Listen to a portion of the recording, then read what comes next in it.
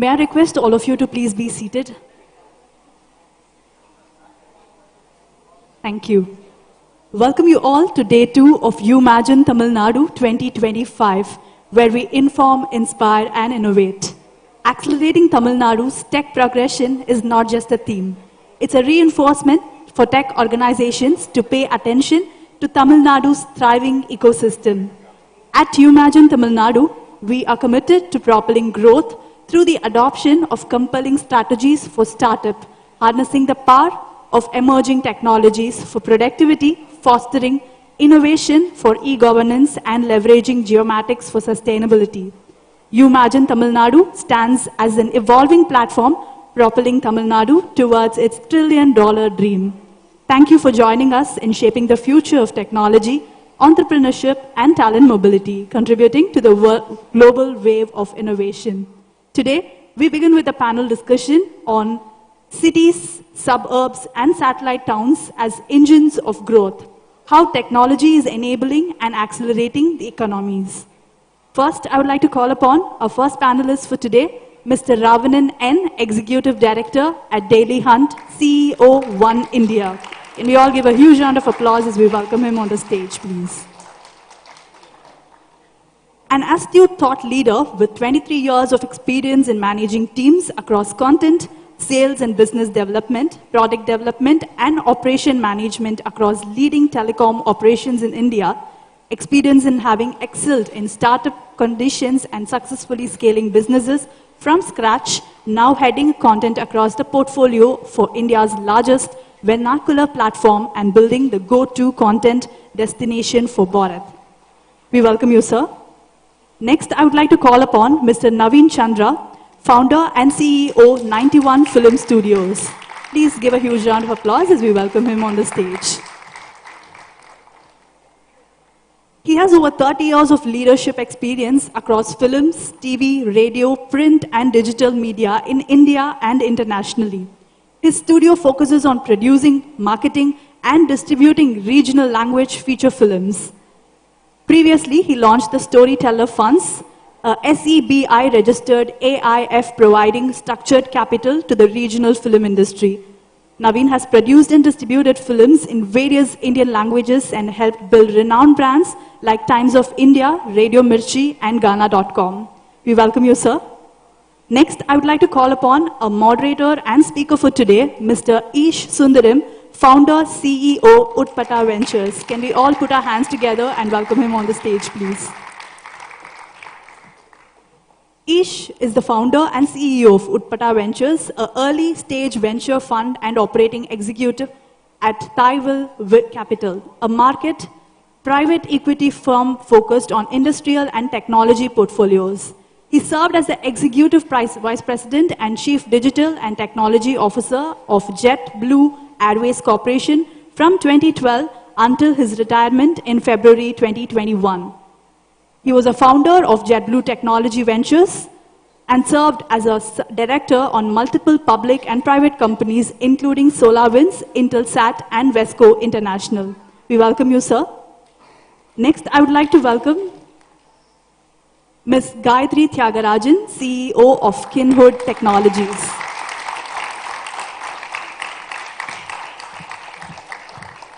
Gayatri Tyagarajan, CEO of Kinhood Technologies and founder of KYN, a neighborhood discovery and connectivity platform, has over 2 decades of versatile experience in financial services and technology firms in London, New York, Zurich, Singapore, and India. She has held senior positions in various verticals like business strategy and leadership, data, technology, operations, and finance. As a senior management professional, she's effectively partnered with C-suite leaders to define the vision and manage the execution of business strategy, leading to targeted, profitable outcomes. We welcome you, ma'am.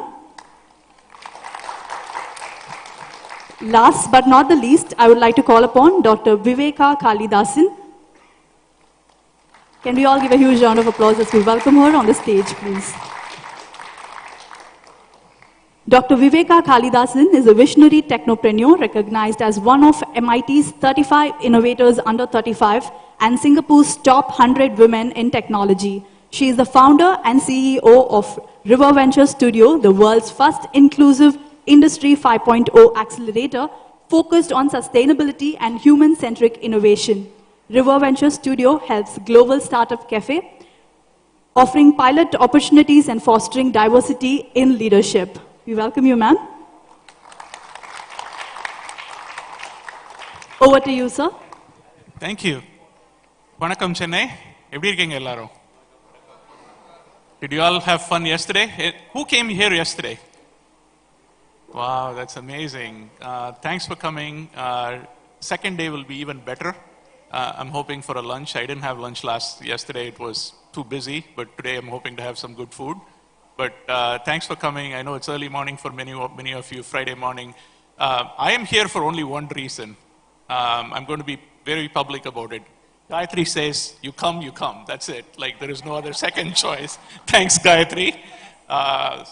We're very proud of what you do, with your team, and, had a great chance to interact with some of your team members. And before we jump in, we have an amazing set of panelists here. I was also thinking maybe இதை வந்து ஒரு panelக்கு பதிலா ஒரு பட்டிமன்றம் ஆக்கிடலாம்ட்டு, and I'm well seated in the middle too, right? So they can debate amongst themselves. So my job is easy, but I'm going to throw some good questions. What you're going to see in our panelists is not just visionaries and entrepreneurs and all those things, but they are really change agents. What they're all doing in different parts of their work, the community work they are involved in, is amazing and also a massive change to our society. I personally have seen some of the work Gayatri has done, and I got a chance to interact with Mr. Ravanan, and I was looking at your profile in the media. It's just inspiring to see that. So first of all, welcome. Thanks for joining us in the panel. The topic today is very interesting, right? How the world has changed, cities, suburbs, towns. I come from a very small town called Tuticorin. How many of you know Tuticorin? Gayatri, I know you come from Madurai, and Viveka, you come from Madurai, and we all come from small towns, right? We're not like the big city people, like speaking fancy English and going to Don Bosco and stuff like that. We grew up in small towns, but something helped us to be where we are today and open the doors for us. But if I fast forward today, 30 years since I left, Tuticorin and settled abroad, the world has completely changed. Technology has rapidly changed, especially post-pandemic. The influence the suburbs and small towns have had on people's lives, and how rapidly the world has changed around us, and you can work from home, and the digitization of these things, the local, the marketplaces that has evolved. I live in New York, Connecticut area for the last 30 years, and when I come to India, I feel like we are 30 years behind in US in many things that's happening.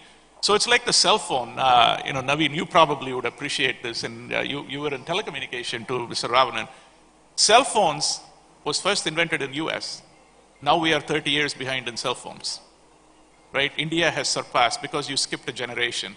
When cell phones came into India, it was rapidly a different technology, and you move forward. Like that, I think the digitization, the local marketplaces are all like surpassing the globe, and it's the best time, most exciting time to hear from different leaders around us, their thoughts and what they're doing in the communities, that is going to change lives of every one of you sitting in here. So welcome, and let's start the panel. Gayatri, first question for you. You are a change agent. You're taking information to the hands of people at local marketplaces with your Kin app. What really inspired you to do that?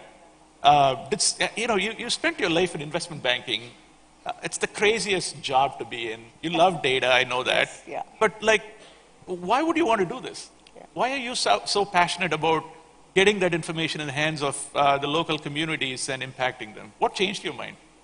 So there are 2-3 things that I actually, that drove me to this particular thing. So as you said, I'm a data person, so I actually look at, what we get. So if you look back, so many years back before internet actually came along, you had very little information that you actually had to synthesize. So in today's world, like I think in the audience, I can actually ask how many people are actually having social, everyone has a social, what is that? So the smartphones is what we actually have. So we get information from multiple sources that are actually there. So the velocity and the veracity or the variety of information, almost like, like each of us have become our own data lakes to actually get this information. So being technology people, you can all understand that, like unless you're able to actually synthesize that information, understand it, it is going to become very, very difficult. So for us, when I actually look at it, I also thought that, like we should be able to bring relevant information to people that is actually accessible to you. Now, outside the digital world, you want to actually survive in a community or an area that is actually there, which is of relevance or importance to you. And how is it that we can actually try and bring this to people is what we actually think. So whether it's entertainment, whether it's information that you're actually looking for, or whether it is, like how you do your time pass or anything like that, as long as it's actually relevant to you, then that means that, like you can bring in. So it's almost like a filter on trying to actually see how is it that we can bring this, and how is it that you can offer your services, because you're also a provider of information to multiple people. It can be your business, it can be your profile that you actually have, or your talent that you want to actually communicate, and it should reach the relevant people. And how is it that you're actually going to bring that? So relevance for me is the main driver to actually bring all of these pieces together. And that's the reason I actually thought, like I'll get into this space to make things very relevant to people. You've had an amazing journey. Congratulations. I had a chance to, hear from your team, and most of your team members are here. Can you raise your hand here? You guys have to talk to them. They're one of the best, team I have spoken to. Very inspiring what they do. Viveka, you come from Singapore, my dream city. I always say the safest place on the planet is Singapore. Now Dubai is claiming a little bit of Singapore's fame. What have you learned from Singapore? The good and bad of Singapore, I know a lot of entrepreneurs, you interact with them, you inspire them, you work with them. What have you learned that you can bring back to India? And how do you see the relationship between your work in Singapore and India to kind of help us leap forward to the next chapter? Yeah, thanks Ish. That's a very good question. I think one thing that we should definitely draw parallels with regards to Singapore is seeding entrepreneurship from a very early stage. From school children to universities, hackathons, innovation. I think a lot of you are here also that you participated in the hackathon. And also, it becomes a way of life, and government is also doing a lot of incentivization to this idea, and then what happens to the idea? You come up with some prototypes, and then what happens to the prototype? Nobody cares about it, right? And we as accelerators and incubators work with the universities, work with the students, and then try to productize it and bring it to the market. And I think with regards to what Kinhood is also doing, connecting directly with the students, that's where Gen Z, that's where the ideas are, and I think we all are enablers to make their idea into something, a product, So that's something that Singapore is doing, and I am very proud to say and see that Tamil Nadu government is also doing that. We are almost there. It's just that we are kind of on par, so we just need to walk hand in hand and take it to the next level, yeah. Right. To the right of me is two of our top media professionals. The first thing that comes to my mind is Tirukkural. I love Tirukkural. I spend at least a little bit of time learning. And there is a Tirukkural which says, Epporul yarvai kepinum apporul meipporul kanbadu arivu, which is very powerful. There's a lot of stuff in the media, right? And you need to make sure that it's accurate. It's your responsibility to take what is available and you make it accurate. But the world of media has changed from throwing stuff to everyone to making it personalized.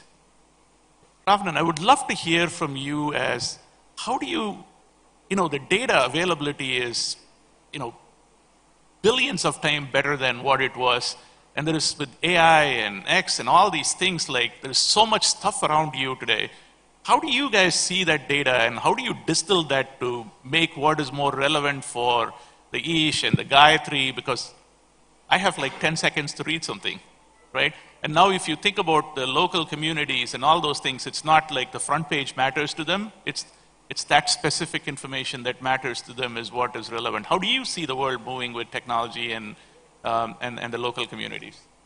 It's interesting you brought this question because the very rockbed of Daily Hunt, the mobile aggregation app, is how do we leverage technology and personalize content, right? And personalization is not an easy task. I wouldn't say it's been solved till now, but it's a journey, right? And like Gayatri was mentioning, she looks at a lot of data, right? In India, especially in this current context, there are two schools of thought. One are apps which take a lot of information from you, and the other are all apps that infer a lot of information from what you do, right? So there's explicit personalization and implicit personalization, right? So explicit is what you do in Facebook. Facebook technically knows who you are, who your cousins are, who's your brother, what's your brother doing. So it's a lot more easy for platforms like Facebook, Google. They'll know a lot more information about you, so they're able to info better. And personalization is generally the ability to predict what you are more likely to consume. And that comes from a lot of signals and data that you give, right? We belong to the school that doesn't take any login information, right? So the social apps build what you call as a social profile of an organization, of a person or an organization. What apps like ours do is we build what we call as a content profile. They're two different, I would say, ends of spectrum, right? Given this whole concern of privacy, I think we'd like to stick to the whole content profile. So what we do is we know a little bit of who you are based on what mobile device you use, which campaign you're responding to, which language you speak, which location you come. And from this, we go about a journey of trying to know a lot more about you, with only from the signals that you give on the content you consume. Right? It's slightly more convoluted problem to solve, but I think we've been doing that fairly well. And then you throw in another dimension of language, which kind of complicates it more. But having said that, I think today, personalization leads to probably 4 or 5x more engagement on content than any other platform. Right? Gone are the days when you have a chronological feed of content where you could just consume what they think you should consume. Right? And today, most apps, every home screen of the app is very different from everybody. The person sitting next to you sees something else, and what I see is very different, right? So, while the problem has thrown up a lot of challenges, and especially with a market like India where there are multiple languages, right? Multiple contexts, multiple nuances, but I think we are all on part of the journey. I think Kin also is trying to solve that problem in some way, but we should get there at some point of time. But personalization is the key because it provides you more context to what you're more likely to consume. That's wonderful. I sincerely believe a lot of disconnect between the metro cities and township. Today, the gap that existed with with information sharing is now pretty much filled with social media and other ways of communicating. So you don't feel that you're left out in a small town today, right? Naveen, I know you spent 2 decades of your life in media and entertainment. Now you're an entrepreneur, investor. What has changed in your life from being a media guy, Times of India, to becoming who you are today? And how do you see your investment profile change these townships that you want to work with, the smaller towns and the medium-sized cities? Where do you see that growth for you? Thanks, Isha. That's a good question. Thanks, Gayatri, for having me here. I think one of the first realities of modern society is that all of us are migrants, right? On this panel, Ish comes from New York. New York is a migrant city. I come from Bombay. Bombay is a migrant city, right? Gayatri is in Chennai. It's a migrant city. She's in Singapore. She's not from Singapore. She's a migrant to Singapore and so on and so forth. So I think what essentially all of us are living a migrant life, right? We don't belong to our hometowns. There's a beautiful Tamil film that released last year called Maya Zagan. How many of you have seen it? Okay, so this is a wonderful film. You should see it. It's about a lost childhood It's about migration to a new city and forgetting your roots. Arvind Swamy and Karthik do a terrific job. Very, very nice, small, easy to consume film. And it tells you what it really means to leave home and to go to a new city, and what it means to come back to the city and feel belonging, that this is where I belong, right? It's a wonderful film. I think you should all watch it if you've not seen it already. And I think in my media journey, I have, I have launched various brands. I mean, Radio Mirchi was one. And when I was launching Radio Mirchi, I remember we started in towns like Patna, right? So those of you who know media, Patna used to be under TAM called Media Dark, right? There was no media when we launched Radio Mirchi in 2005 in Patna. So Patna was not measured in Nielsen and TAM ratings. Patna was not on the map. Once we started launching Radio Mirchi, we started getting small local advertisers. You know, the Panwala, the tailor shop, the second-hand bookstore who passes, the IAS books down to the next, etc. Those were the advertisers on radio. First time in their life, they had actually created a ad and they came on. So we sort of brought them on board and so on and so forth. So when I started looking at my journey as an entrepreneur, I first looked at regional cinema. I said I have to do regional cinema because regional cinema is where India is, right? I call it Mitti Ka Khushbu. In the sense, the real stories come from, back in the regional markets. I don't work in the Hindi market. I don't work in the English market. I work in that. Because I believe every migrant story, every story of human movement, every story of urban story is a story of home, is a story of going back home.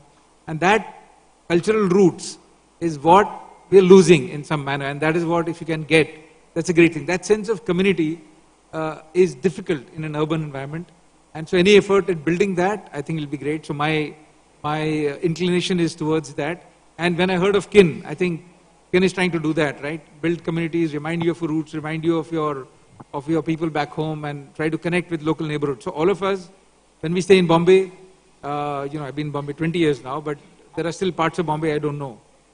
And I think it will be great to sort of know what is happening in Bombay. And I think in the new era, the more you go forward with AI and with technology, the more you want to connect back to your roots. I think that's becoming very, very evident, right? So that's where I'm sort of focusing on. So I do regional cinema. I produce and fund and invest and market and distribute regional films in 10 Indian languages. And I want to look at stories that come from those places and how, what I call Mitti Ka Khushbu, which is smell of the soil, is what moves me, right? That's my journey. Would love to see a movie on Tuticorin. Yeah, sure. It's been a while since Chingam was released, so would love to see another movie. I just want to actually add a point to what Naveen just said.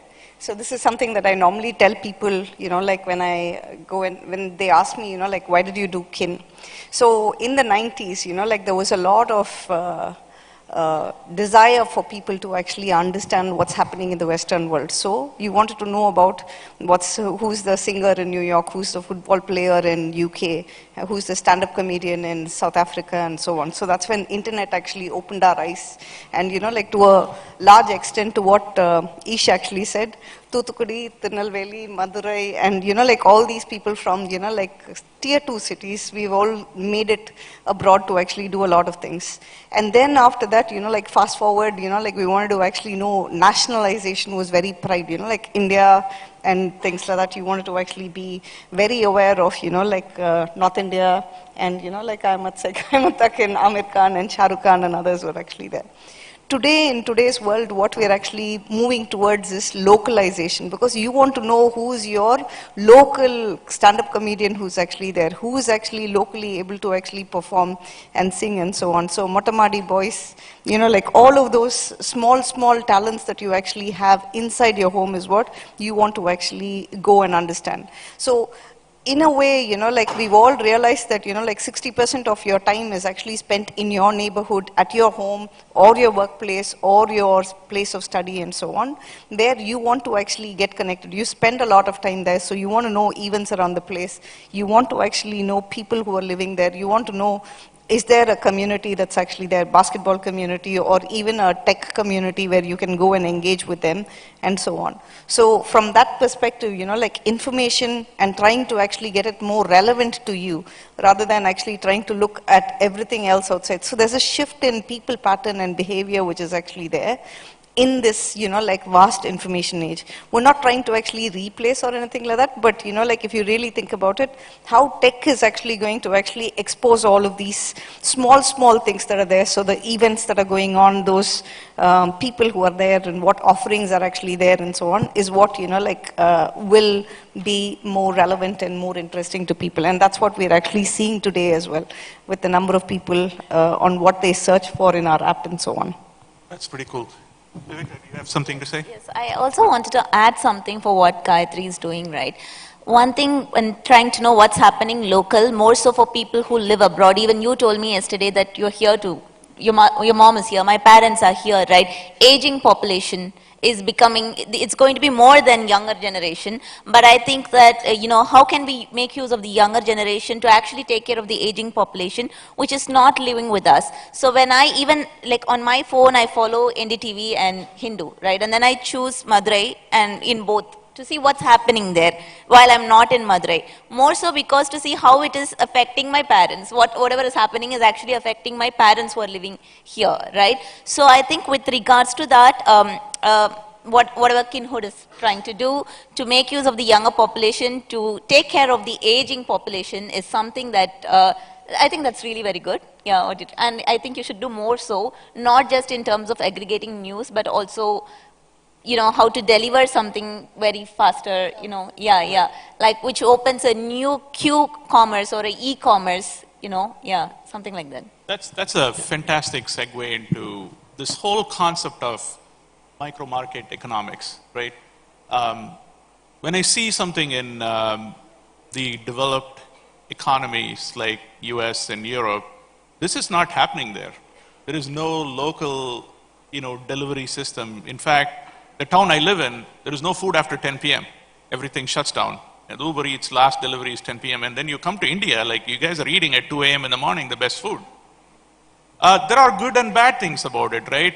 The city never sleeps in Chennai and Mumbai. And now I see that in Madurai and Tirunelveli, which is even more amazing. There is life after that, right? So the whole local economy is only going to supercharge with technology. So my first question, Mr. Ravanan, is, you guys are in every nook and corner, trying to carry the news, but also you're trying to market something to people. How has your digital marketing changed in the last 2-3 years, and how do you see the next 2 years with AI and other stuff in terms of driving that local economic growth? Do you guys even think like that? Because everyone who comes to a news media not just comes there because they're reading something, but they're also buying something at some point, right? You're targeting that audience, and that drives economic growth for that city. How do you see that? Before that, I'll probably put this whole hyperlocal thing in context. The way we look at hyperlocal from a content space is hyperlocal is equal to vernacular, right? I'm saying back in 1999 when we started our journey, probably we were trying to raise money, Indian language / vernacular, Indic language is not sexy enough. It is not very attractive enough to even raise money. Because it is considered Tier 2, Tier 3, largely driven by English and to some extent Hindi. I think with the advent of technology or a lot of digitization, I think this whole ecosystem has changed. And once this ecosystem has changed, we realized that India is not one country. It's a million Bharats. The whole VC lingo of million Bharats, right? And Tamil Nadu itself is not just one state because there's so much of heterogeneity, unlike the US. Probably there's one language that entire US speaks, right? We speak 1,622 dialects in India, with Tamil itself is having probably 32 slangs, 32 ways of, speaking, right? So, since our journey started with this whole hyperlocal concepts, we've been looking at this hyper-personalization very closely from day one, right? It started off with language, but then as we progressed over a period of time, consumer behavior also started getting more, granular, right? And since we work on a lot of data, right, we try to match consumption with the propensity or intention to purchase a particular product. Right? So if you look at our personalization layer, doesn't just work on our content serving engine, it also works on our ad engine. And interestingly, the hyperlocal ad market works very differently from your overall digital market. Right. Right? Very different. As of last year, I think digital market is scaled to hit around 50,000, 60,000 crores, right? Of which I think now hyperlocal advertising is 30, 40% now. Oh, wow. Yeah, it's a sizable amount of number. Like you said, right? There are local vendors who like to advertise. The whole SMB business, while it's long tail, but it's massive. That's amazing. We're a little bit running behind schedule, and we have something more exciting that is going to happen now. I'll tee it up and then pass it around to the organizers to explain what it is. Gayatri's team has been partnering with, IT&T and driving a lot of innovation in this community. As a part of that, they've evaluated about 50 plus startups or even more, and kind of distilled that into 25 startups that most of you are here somewhere. Raise your hand who are all part of that startup community. No. This is the Kinnovate Hackathon. The Kinnovate Hackathon. Wow, that's amazing. I spent some time with some of you in the front. Congratulations to being here. And then the 25, we have 5 exciting winners we're going to announce, and we have our favorite IT minister, Dr. Tyagarajan, who's here. I'm not going to steal his thunder, but I will have him to the stage and be part of us. Or maybe Hari, why don't you tee it up, and then Dr. Tyagarajan PTR can announce it. Great. Quickly, to give you context, in line with the theme of Inform, Inspire, Innovate, we had this Kinnovate Hackathon Challenge for all college students in Chennai in partnership with the Umagine team. We had 300 plus registrations, 20 plus colleges, 100 plus entries. We had 5 different tracks to basically evaluate these students. We gave them 48 hours, news, user behavior, sentiment analysis, current moderation. All of you who've taken part in this contest, congrats, all the best. We had 25 finalists. So from these 25 finalists, we have the top 5. We'll quickly go on to that and we'll invite PTR sir.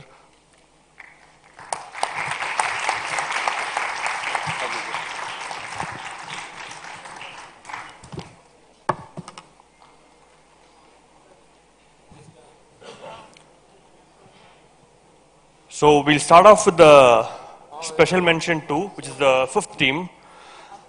This is a team from Chennai Institute of Technology. The track being content moderation. The team name Phoenix.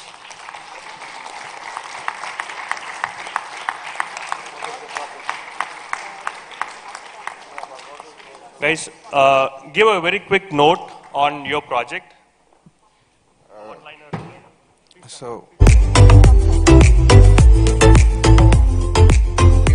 So, hello everyone, I'm Shwetsa Ashwin from Chennai Institute of Technology, and we created a project called Lint Toxic, which basically linting the toxicity out of content. So we use some AI models to detect NSFW content, harmful content and toxic content, and filter it out. And we also used a system and a way to detect false information to give more truthful and accurate information to the audience. So that's a basic outline of what our project. From Chennai Institute of Technology. It's called What Warriors. They'd worked on the track called Sentiment Analysis.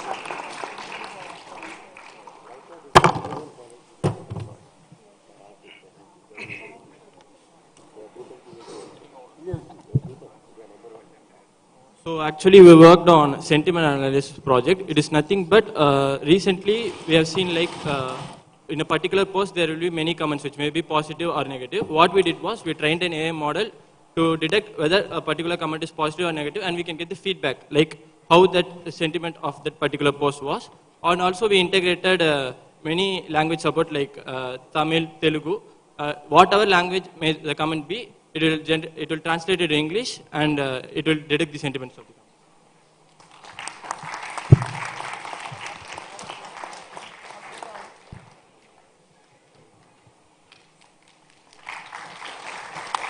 Platform PS, and we first understood that the problem was user retention, and that hardly 10% of the people who download the application are using it actively. So after understanding this, we thought how we could increase the user base, and for that we conducted many surveys, and we understood where incentivization was needed. And to bring upon real world changes and incentivization, we created a feature for donating points and gaining points through quizzes within the app. And that's how we try to innovate and provide a solution to the problem. So, thank you. Good work, guys. Our application named Know Your News, shortly KIN, it's to symbolize we are in the same track. And the application comes with the features for a children's page, and it's a news aggregation application and customization. We have used artificial intelligence, machine learning algorithm for personalization by using each click and likes. And it comes with features for children and for exam preparations and for events and for old age peoples also. And saving feature also is available. You can access the news in offline. Okay. Yeah, the main thing we have did is we categorize our audience as children and focus on them for giving children specific news. And for old people, they won't have the idea of reading the news. So we provided the feature to listen the news like FM radio. They can get the live news as it comes. And then we also given the feature of preparation page, which aggregates news related to the respective competitive exams. The main feature we have added in it is we can generate questions out of that news. This all within this. Good work, guys. So we also added an events page so that we can, anyone with an organization can add an event, announce it publicly, and categorize it whether it is weekly, yearly, so that. Thank you. Now I'd like to share the mic to PTR sir for a few encouraging words. Thank you. I'm sorry I missed much of the session, but I'm very happy to be here to give away these prizes.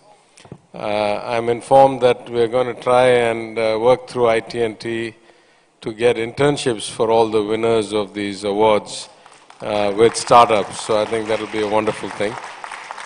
But I think even more, I've now had the experience of attending a few of these hackathons, and it's incredible to me the kind of new thinking that young people bring. I remember I was young once, and I used to think outside the box a lot. So especially in this age of rapid evolution of technology and new kinds of problems which many of us cannot relate to because, many of us prior to the social media era, prior to the ubiquitous living on your cell phone era, I think many aspects like those highlighted today, sentiment analysis, content screening or automated screening, filtering and selection, all of these, I think there's a lot more to be done. And so one of the things we've been talking about actually is for next year's Umagine, for 26, to have a year-long event taking the best aspects of all the different hackathons we've seen across all the colleges and the youth of the state and work towards a separate kind of youth event in this during Umagine. Next year we've taken both arenas, both this one and the next one. And I think we'd like to bring a few thousand students in, having gone through a process of hackathon for a whole year. There's so many problems that need to be solved. Even in the Smart India hackathon, I noticed that many governments had given their problems. And I say this very often, the complexity of society, the scale of society has changed dramatically, and most governments have not adapted adequately around the world. I'm not talking about politics now, I'm just talking about administration and governance. And so a lot of governments can actually use a lot of new ideas. So I think some combination of commercial plus social and public benefit. We'll run a year-long hackathon and hope we get brilliant people like those we saw here today to work on problems both in terms of economic impact but also societal improvement. So this is a wonderful start. Thank you to Kin, thank you to IT&T, thank you to the panel here, and we hope to do a lot more of it in the future. Thank you very much. Thank you. Would have Gayatri, our CEO, address the gathering. Hi, a couple of quick words.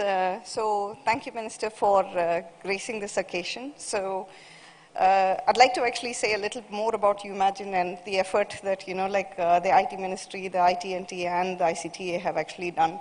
So just as you guys have a small stage this year to actually do this hackathon, thanks, Minister, to actually say that, he'll take it far wider across the state. Last year, I had the opportunity to launch Kin in the innovation arena. So I had a tech launch that was there. So although I'm a media company, we're still a tech company as well. So it's nice to see the IT Ministry supporting not just, startups, but also extending their support to students as well. So it's like a journey that we all have in terms of taking hoops to become, student creators, and then, startups, and then trying to actually move on to become big industrialists. So I'd really like to actually thank you for the opportunity, sir. So thanks a lot. Thanks.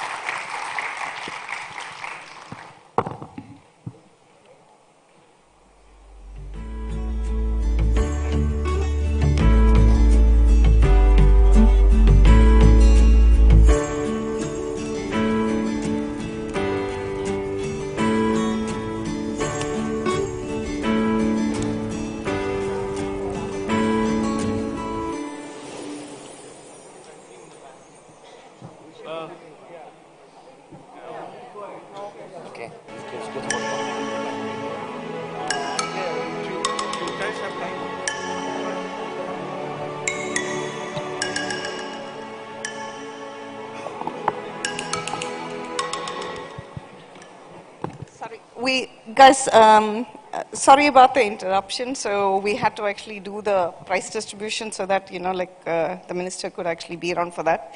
I'd request all the panelists that we stay back so we can complete the panel, because there's a lot more that we wanted to actually talk about in terms of technology and how tech is actually enabling societies to actually grow. Particularly in Tamil Nadu, there's a lot of changes that's happening. So we can just talk about it and complete the panel. Thanks. Thank you, Gayatri. We have some extra mics. The best use of our time probably is to ask you can ask some questions for the panelists, so it'll save my time. I think that would be so good. I'm going to pass the mic to start with some questions from our audience. Hi, this one's for you guys. See, so this is listening to... Can you hold the mic close so we can hear? Okay, I'm not loud. Okay. So this one's for you. From what I've heard from the panelists, and especially your thought behind Kin, it's almost like coming back to roots. So coming back to roots, is that a challenge, or coming back to a familiar turf? Is that making it easy? Coming back to the roots. I think the question was that, is coming back to the roots, because I've lived outside India for 25 years. So the question is coming back to the place where I belong, is it easier or tougher? I'd like to actually say that, it's a bit of both. I think it's more easy because, culturally you're actually still very connected to this place. And as each of us have actually been trying to say that, trying to, I can't remember the phrase that, the Hindi phrase that you actually use. Something about miti, yeah. Yeah, so that is what, attracts and draws you back.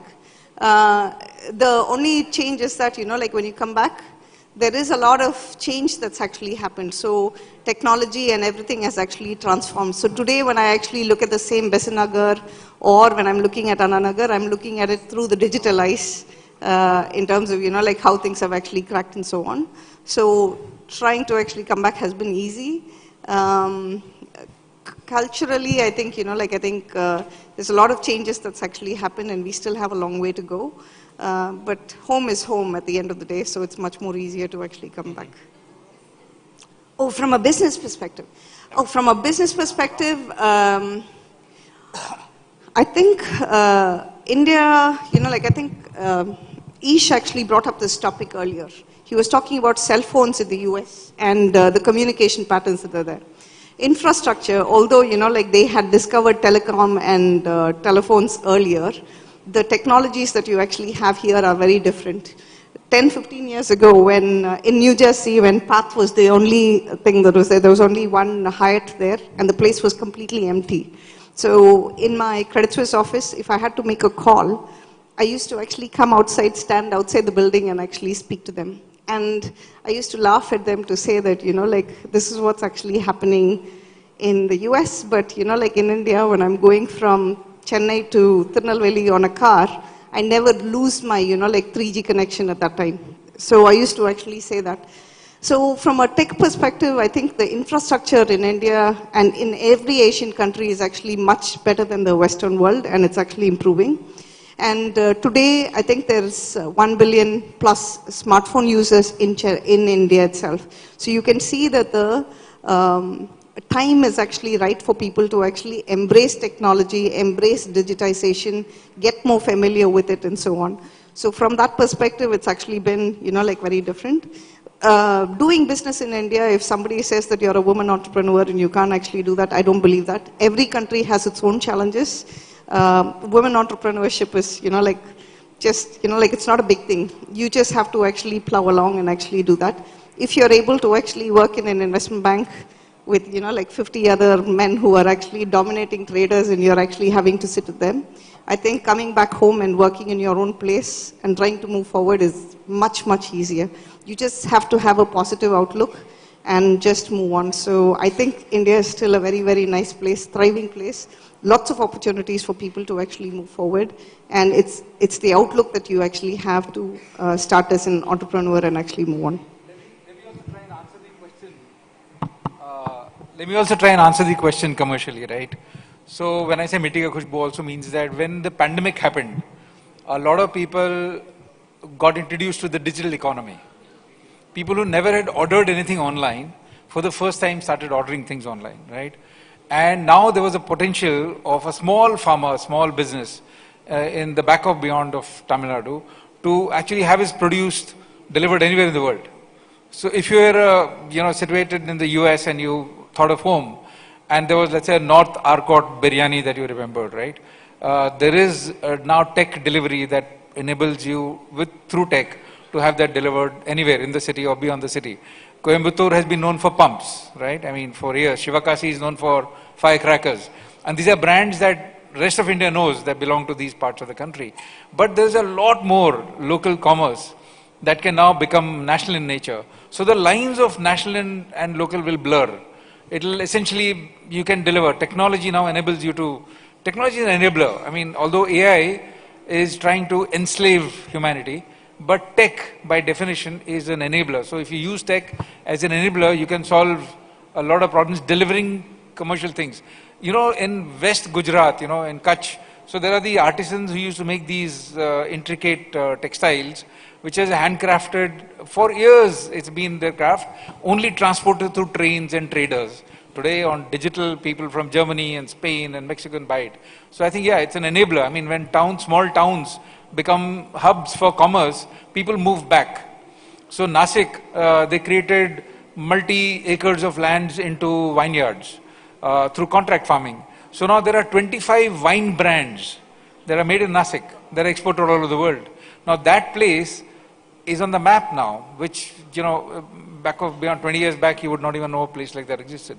So I think integrating of the smaller towns to bigger towns and that Mitti Ka Khushbu in commerce, you can get it if you use tech to enable, if that answers your commercial question.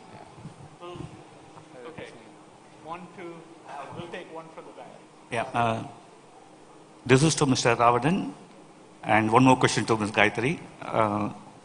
As an aggregator, what is your strategy vis-a-vis the publishers and content creators? And I'll also can ask Kaiti also, you talk about micro-marketing and neighborhood.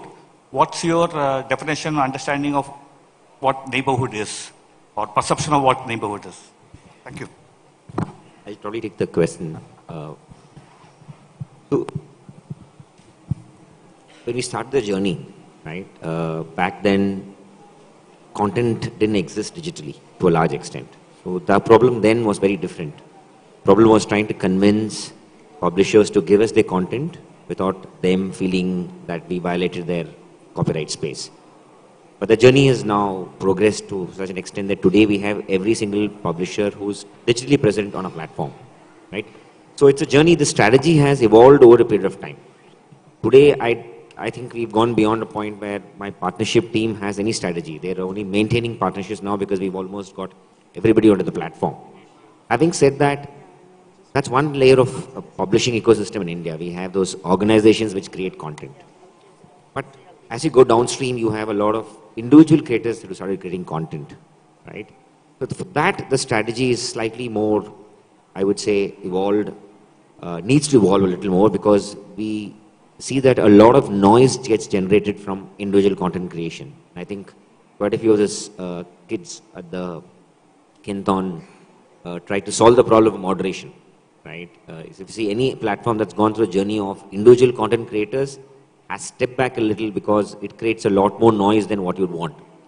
So today, content creation is slightly more, on the text side at least, is slightly more controlled. While on the video side, there's a lot of problems. Now, if you see, Facebook has just changed the strategy on moderation. It's moved towards community notes. Because I think the scale at which it needs to be done is very expensive, right? So that's going to be what defines your strategy on content aggregation. I'll just answer your question very quickly. So I think Professor Gopi was asking about micro markets and my definition of hyperlocal. So hyperlocal is any area that where you're actually standing and like what's going on around you. So in Chennai, like there are about 16 or 18 corporation zones that are there. So I can actually belong to Adyar. So for me, like people in Adyar and that marketplace, maybe the 3 to 5 lakh people in and around that 3-kilometer radius, it becomes a marketplace that's there.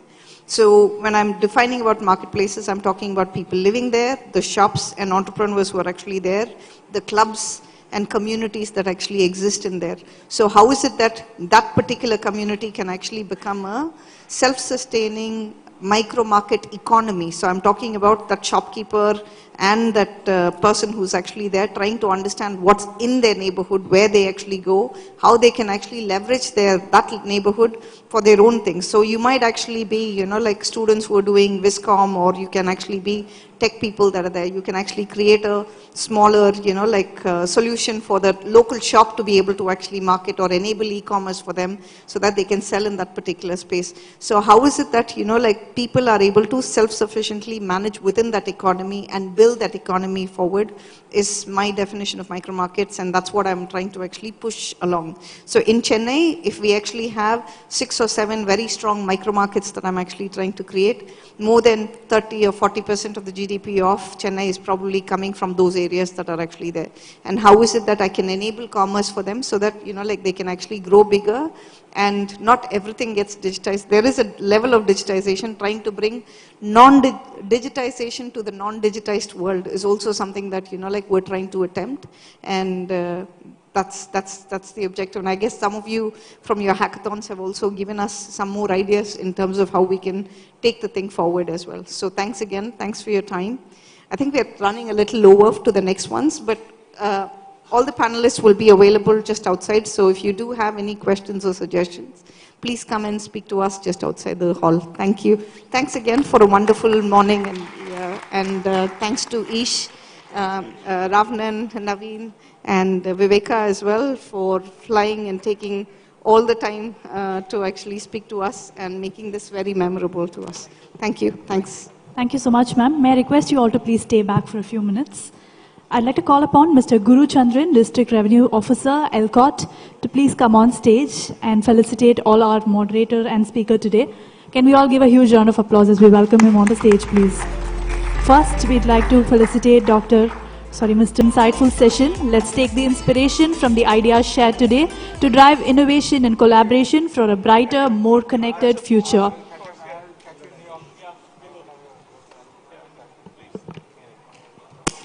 Thank you so much, sir. Thank you so much, ma'am. We are now moving forward to a masterclass on cybersecurity challenges, innovation, and talent needed in marketing. I would request, please, all of you to stay back. It's a very short session. And the speaker for today is Mr. Abdul Kayum. He's a compliance and risk at State Bank of India. Can we all give a huge round of applause as we welcome him?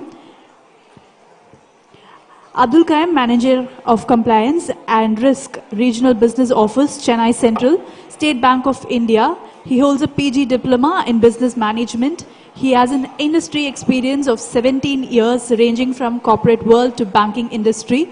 He has worked in international business division, business banking, retail segments, products, and now taking one of the core compliance and risk areas of SBI. The association with SBI is for 11 years now, and he's here to do a masterclass on the cybersecurity challenges, innovation, and talent needs in banking. May I request you all to please put your hands together as we welcome Mr. Abdul Kayum on the stage.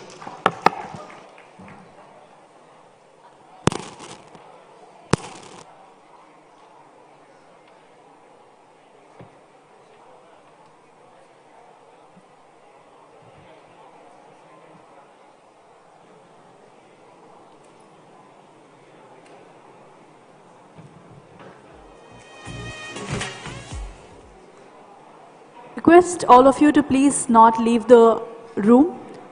I request all of you to please be seated. This is a kind request to all of you who are leaving the room. I request you to please be seated.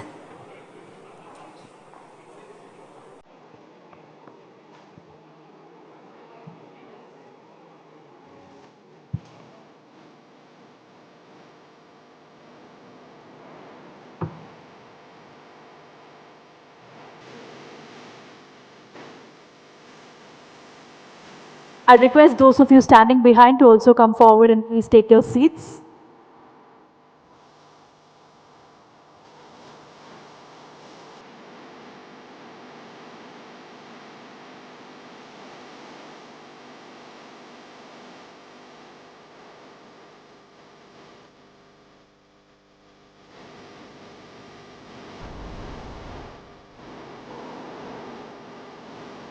Those of you who are still standing in the back, may I request you to please come forward and take your seats.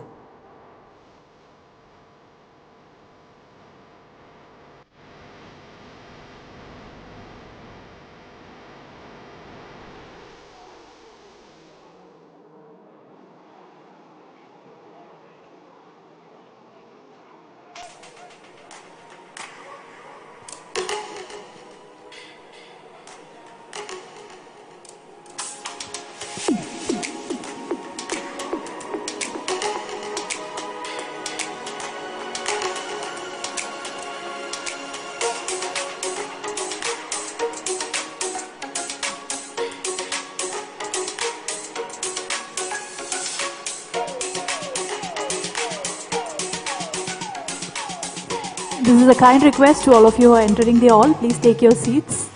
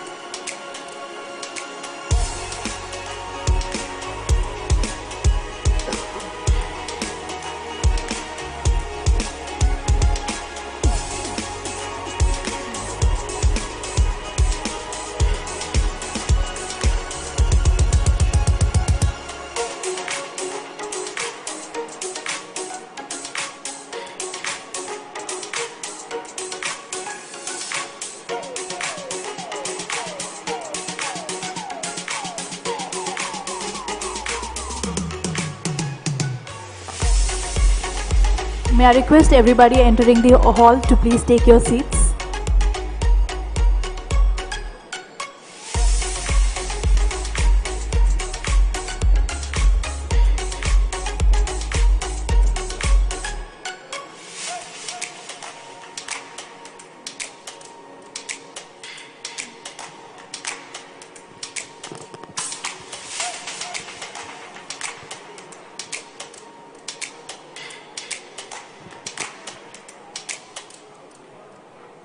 Now we have a masterclass on cybersecurity challenges, innovation and talent needs in banking. For this, we have our speaker here today, Mr. Abdul Qayyum, Compliance and Risk at State Bank of India.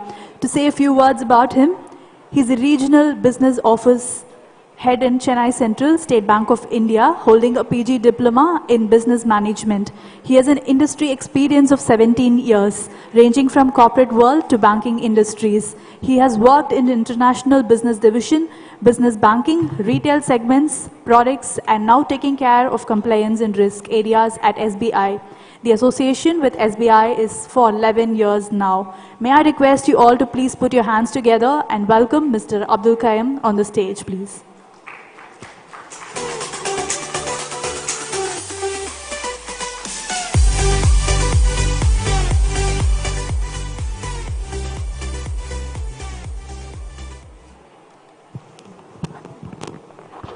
Good morning, everyone. Hello. Good morning, everyone. My name is Abdul Qayyum. I'm from State Bank of India. Won't be taking much of your time, and we'll start with the cyber security threats that the banks are facing nowadays. When I say banks, it is not only about the banks; it is the bank system, infrastructure, customers, the third-party vendors, and whosoever is associated with banks in India. To start with, I'll just say a brief about what is cybersecurity. Anything which is done using a computer system and an internet, it can be for good, it can be for bad.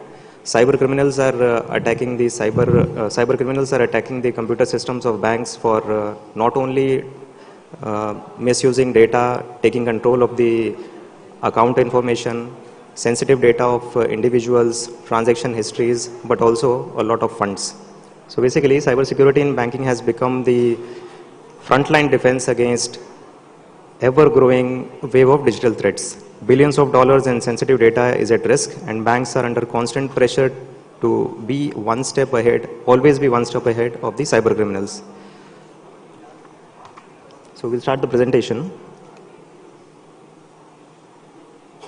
When we ask what is the use of being digital or how it is going to help us, as a banker, I can say it provides us 24/7 availability in terms of transactions. Transparency is increased. Whatever you put in system is going to be reflected, is going to be affected. You need not stand in queue at the branch, fill up application forms to do NEFT and other service requests. Reduced human error.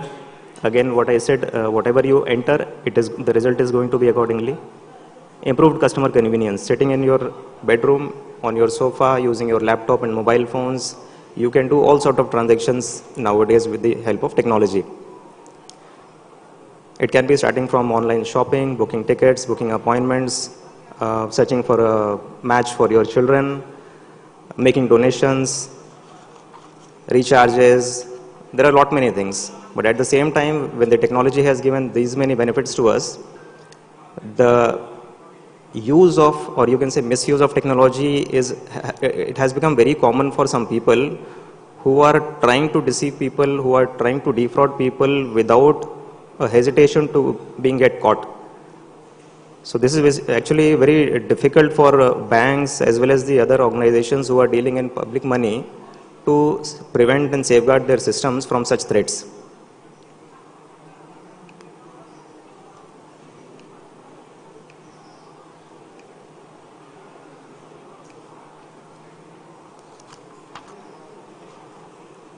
Cybersecurity in banking basically refers to the technologies and practices that are designed to protect against any kind of cyber threats.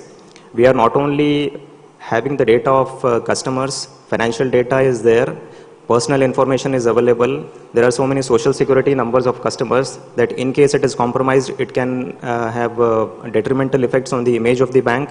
Customers, of course, they are having a faith on the banks, trust on the bank that whatever information we are sharing with the bank, it is going to be secure, it won't be disclosed to others, and that is how there is a deep trust on the banking industry by the customers.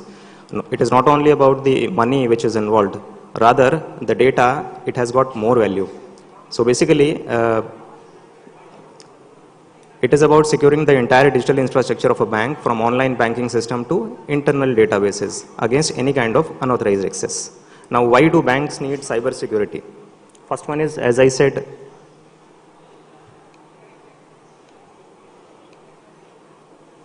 customer data protection, because customers have given their personal information like social security numbers, addresses, transaction details. A competitor can misuse these information if they get unauthorized access to all these.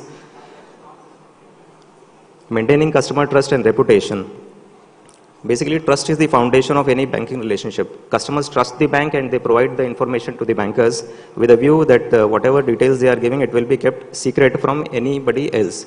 And also, bank has a policy not to disclose these information at the request of any of the other customers. In case there is a court order or something, we can very well disclose this information, but not to other customers, simply on their request. So whenever there is loss of data, loss of breach of trust, it has repercussions, it has a long-term impact on the trust and goodwill of the bank. So maintaining customer trust and reputation again I said, overnight reputation, perception of people can change towards a bank. When we hear about some incidents happening in some private bank that the shares are going down or some CEO is arrested, we make a perception that we don't know whether the bank is going to continue or not. People start taking out money very quickly. Overnight the perception changes about a bank. So the image of a bank, how they are going to maintain the customer trust, it is of utmost importance. Compliance and regulations, there are so many compliance and regulations imposed by the controller, Reserve Bank of India, and all the stakeholders, all the other organizations like PFRDA, IRDA, SEBI, all these controllers and regulators have got a set of rules and regulations for banks operating in India, and we have to comply with all these. Otherwise, hefty penalties and fines can be imposed. It can even lead to cancellation of licenses. Critical infrastructure. See, whenever there is a cyber attack on banking system, first thing is it affects the infrastructure of the bank, the servers, the computer systems. And once these things are affected, the performance of the operations, the functions like UPI transactions, internet banking, all these will go down. Either the speed will reduce or it will be a complete shutdown. Then to recover from this, banks takes a lot of time. It involves money also. It involves a lot of cost also. So that is how to avoid all these things, bank has to take care of its systems.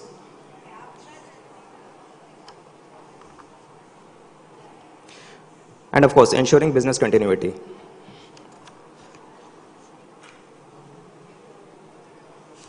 I think it's visible. So there are a few.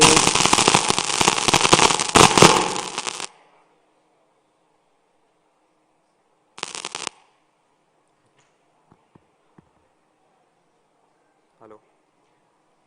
Hello. Hello.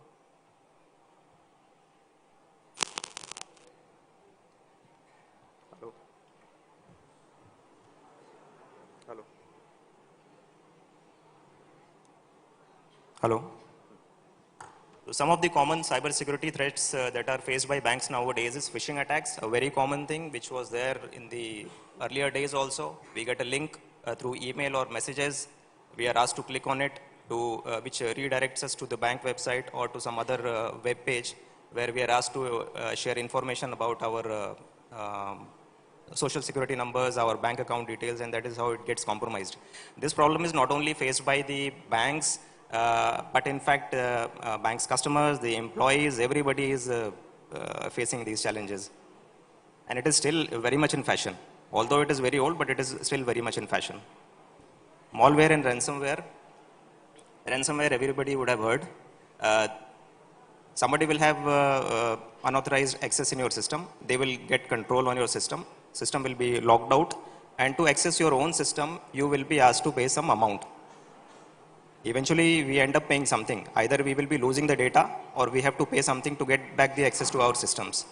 It can be the computer system or even the mobile phone. By installing some malicious apps or clicking on some links, one connect is established between our computer, our mobile phone and the cyber criminals. By this, they will get control and access to our systems, and they will ask us to pay some amount to get back the access, to get back the control of our own phone, our own device. Malwares, malicious softwares, again, not from reputed organizations, reputed companies. Instead, banks, I should not say banks, but many of us often go for shortcuts where we are getting free version of very costly softwares and applications. We download it just like that.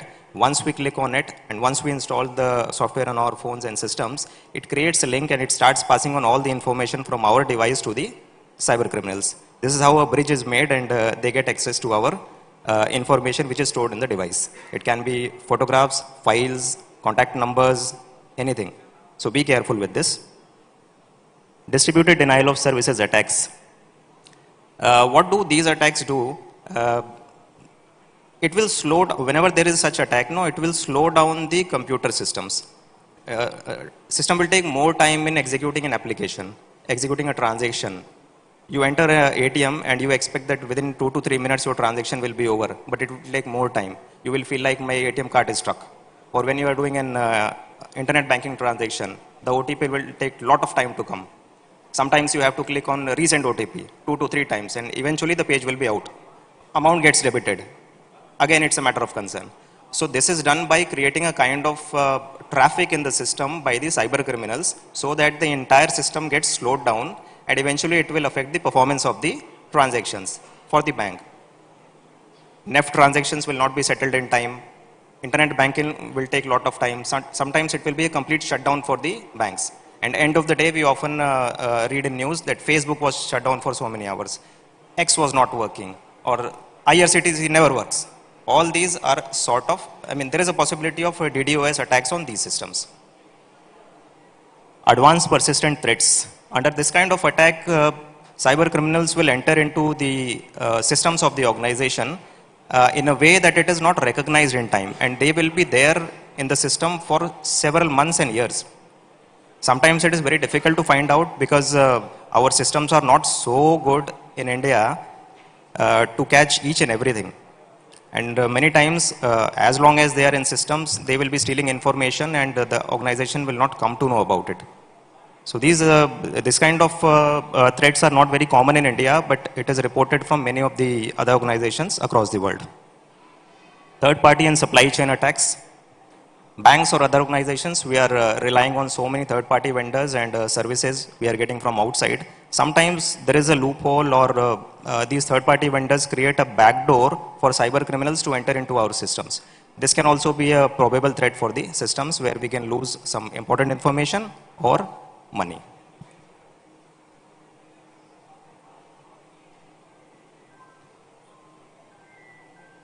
So what do we do for effective cybersecurity solutions for banks? Not only for banks, for all of us as individuals as well, multi-factor authentication.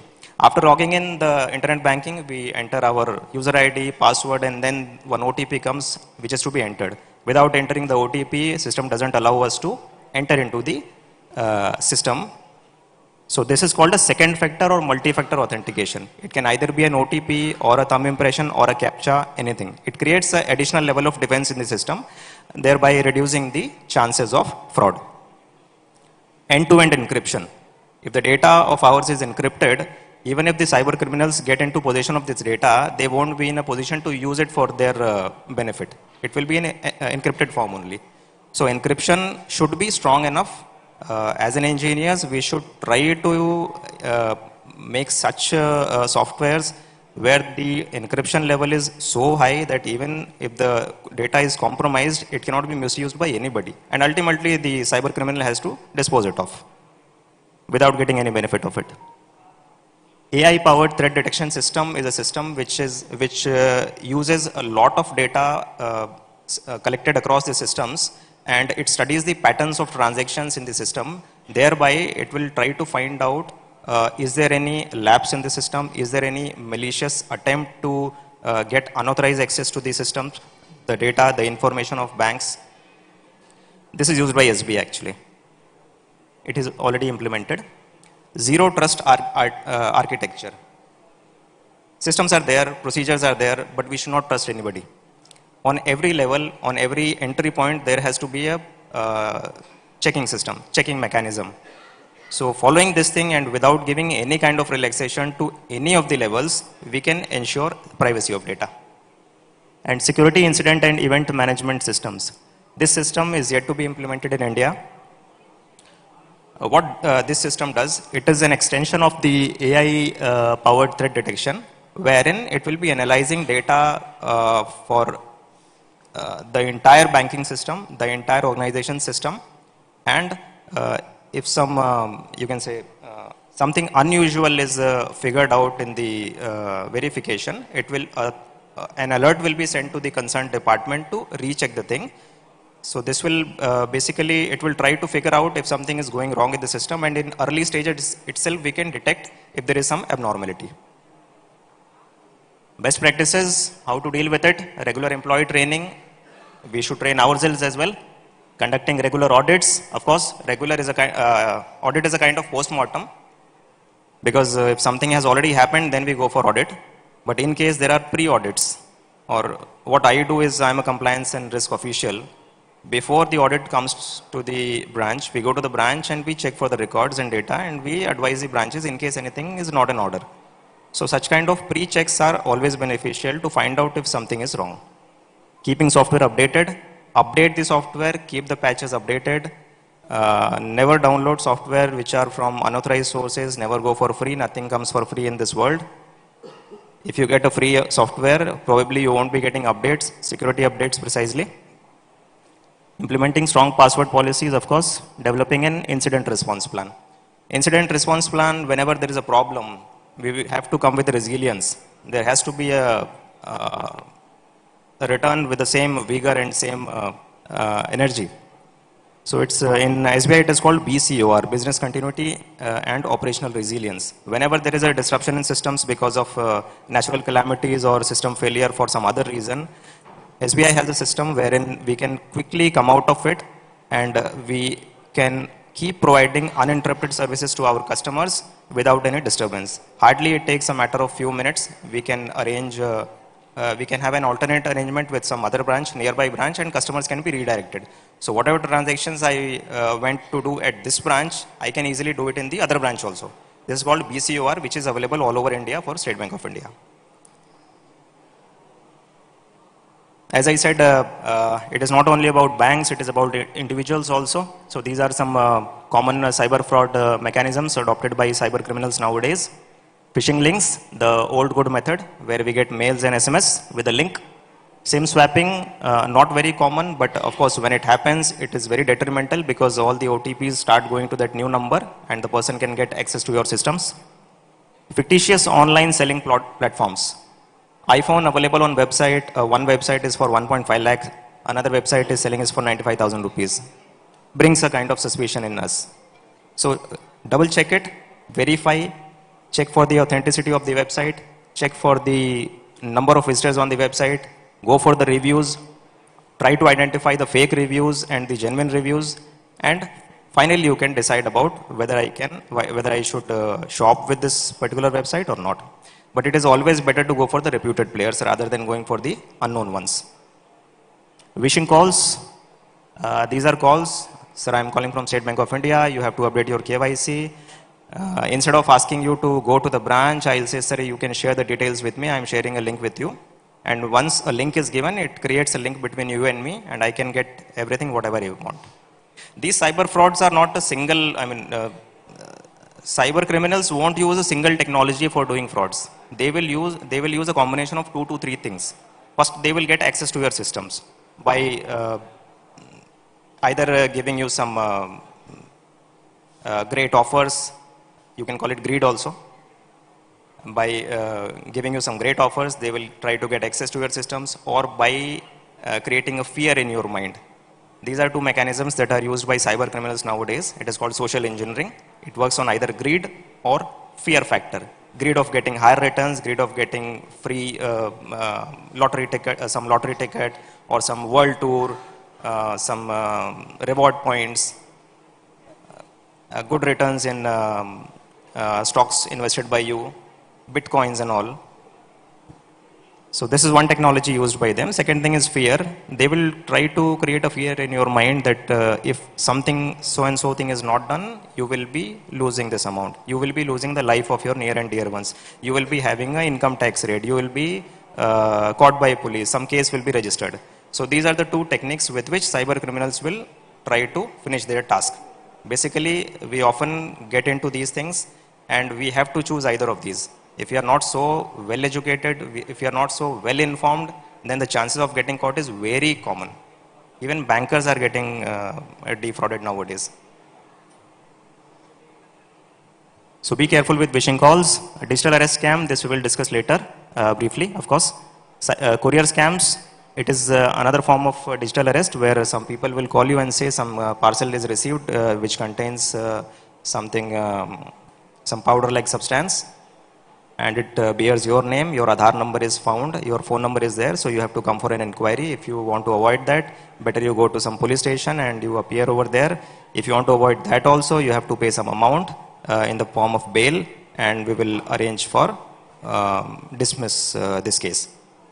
But please be mindful, any of the organizations who are into investigation, CID, CBI, even police department, they never do all these things in a digital way.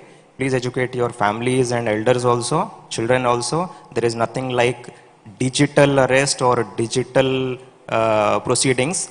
Everything in India so far is physical only. There is no digital arrest. It's always physical, and they will be in 99% cases, they will be following the SOPs. They have to follow their SOPs. So try to understand whenever somebody is giving you a shortcut to get away with some legal implications, beware, disconnect the call. It is not going to cost you anything. Screen sharing apps like TeamViewer, fake details in search engines. Sometimes the search engines itself are fake. Always look for the padlock symbol on the top. And of course, you can see how many visitors are there on the website, contact numbers given on the website. And avoid having any unknown or unverified apps on your system. This we have already discussed mostly.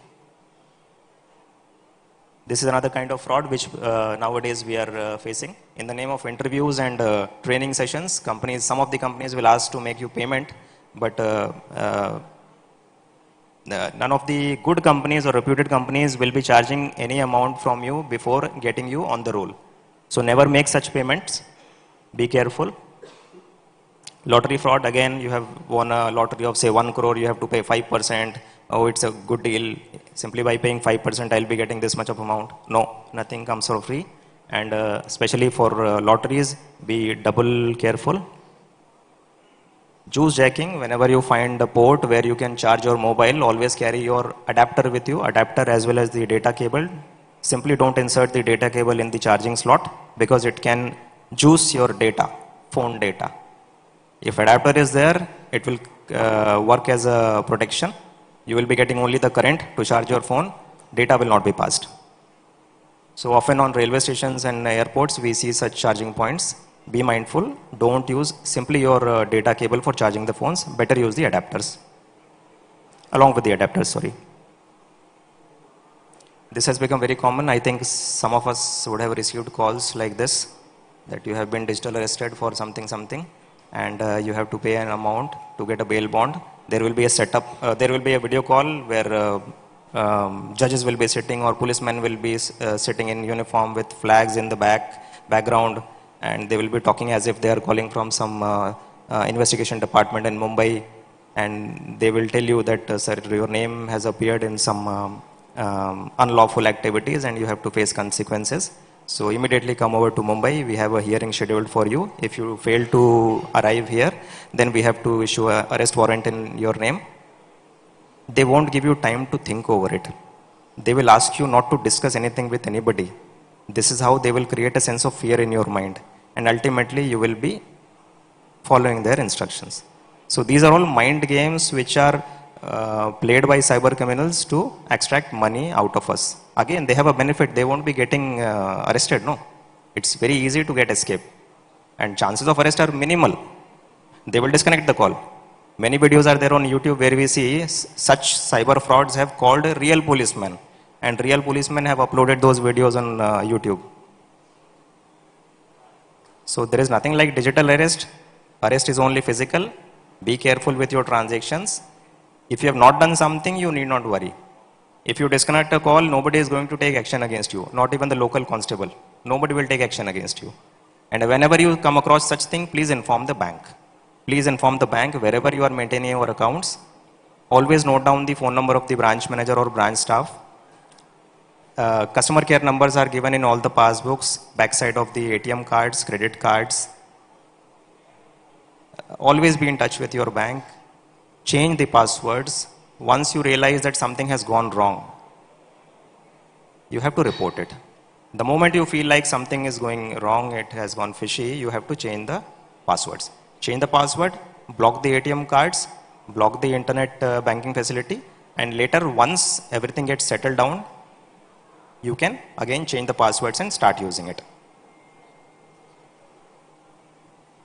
Courier scams, as I said, DHL, Jumbo Box. Some do's and don'ts for ATM cards.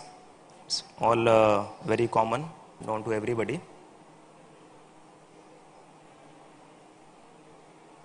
This is one helpline number given by our Government of India, 1930.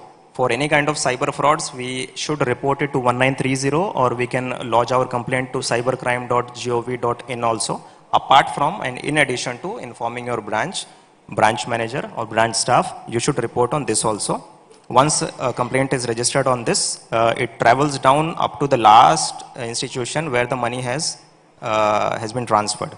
See, when somebody takes your money or transfers the money from your account to one account, there will be a chain of transfers. The money goes instantly to so many banks, so many accounts. So it is always beneficial to report the matter in the golden hour. That is the moment you realize it has to be reported immediately. So thereby the chances of recovering this amount will be on higher side.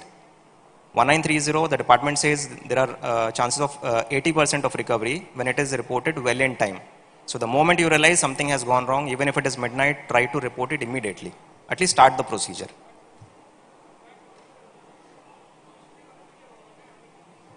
So simple, creating a password, auto lock, trusted network. Okay, these are some toll-free numbers of our bank, very easy to remember, 1800-1234, 1800-2100. The first one is actually very easy, 1800-1234. This is the customer care number on which you can make a call and report to all sort of cyber incidents or all sort of service requests also.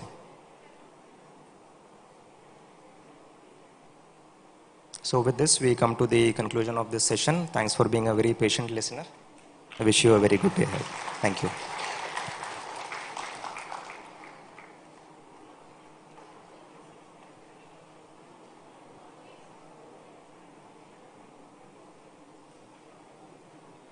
Thank you so much. Now I would like to request Ms. Elavirisi, Deputy Collector, Tamil Nadu E-Governance Agency, to please come on the stage and felicitate our speaker today, Mr. Abdul Qayyum.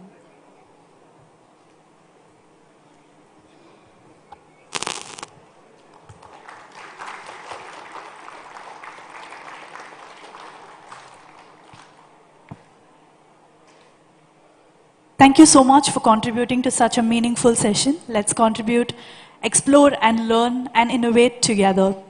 Next, we are moving on to the other session, which is a panel discussion on the topic Building a Tech Talent Ecosystem, Nurturing the Next Generation of Innovators. And for this, I would like to first call upon Ms. Rama Devi, Chief HR Officer, who will be the moderator and speaker for today.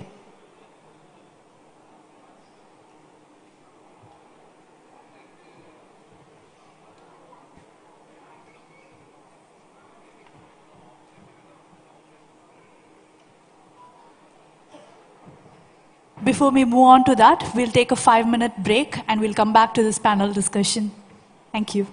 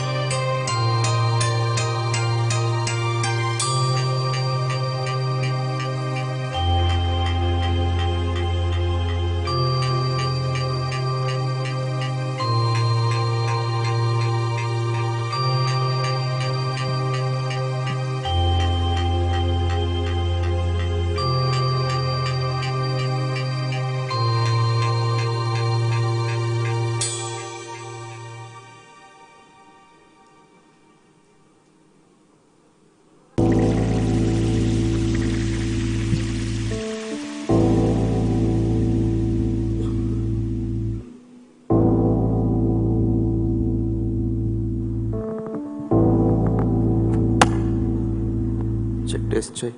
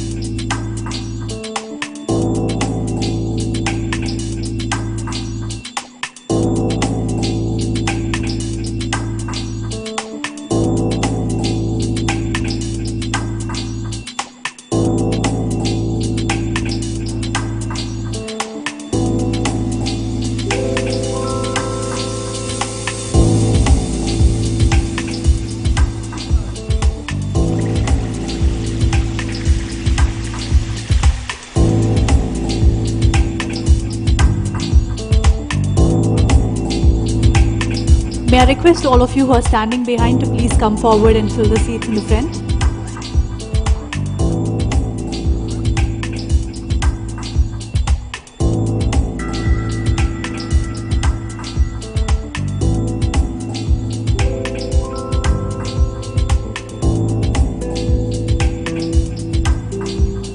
This is a kind attention to all of you standing in the black. Please come forward and take your seats.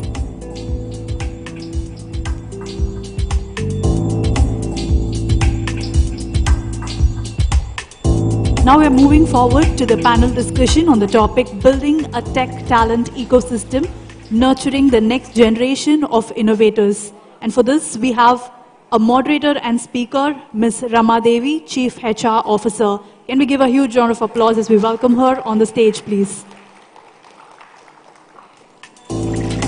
Ramadevi, a seasoned HR professional with over 25 years of experience, blends strategic expertise with operational excellence. She served as an Indian Armed Force, first women air traffic controller, handling critical flying operations. Transitioning to IT, ITES and FMCG sectors, she excels in talent strategy, employee engagement and leadership coaching. We welcome you, ma'am. Next, I would like to call upon our first panelist for today's discussion, Mr. Charan Kumar Shetty, Director, UPS, Indian Technology Center. Can we give a huge round of applause as we welcome him on the stage, please? Mr. Charan, Director, HR at UPS India Technology Center, is a seasoned HR professional with 25 years of experience in consulting, talent acquisition, HR transformation, and workforce planning. With experience at Ransat and L&T, he excels in leading teams, driving transformational projects, and mentioning future leaders. Can welcome you, sir. Next, I'd like to welcome the second panelist, Ms. Jayanti Vaidyanathan, Vice President and HR, PayPal India. Can we give a huge round of applause as we welcome her on the stage, please? Ms. Jayanti Vaidyanathan is the Vice President and the Head of Human Resource at PayPal India and has played several strategic roles globally and across the region.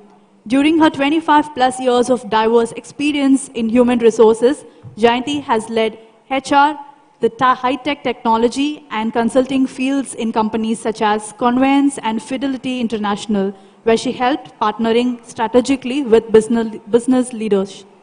She is the recipient of the Most Powerful HR Professionals of India Award by the World HRD Congress and an Innovative HR Leader Award. We welcome you, ma'am. Next, I'd like to call upon a third panelist for today, Mr. Shri Mahedesha V. Can we give a huge round of applause as we welcome on the stage?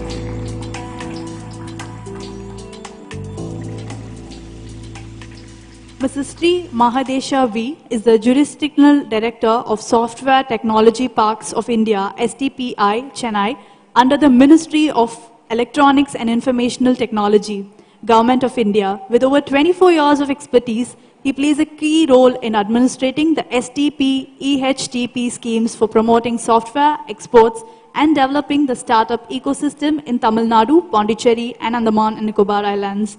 He has made significant contributions to the IT industry, ESDM sector, startups, e-governance, and cybersecurity. We welcome you, sir. I'd like to call upon our fourth panelist for today, Mr. Srikanth, CEO, ICT Academy. Can we all put our hands together and welcome him on the stage, please? Mr. Srikanth, Chief Executive Officer of ICT Academy of Tamil Nadu, is a seasoned leader with over 20 years of experience in education and IT, ITES sectors. Since joining ICT Academy in 2012, he has advanced through roles now driving strategic planning, government projects, corporate partnerships, and education technology.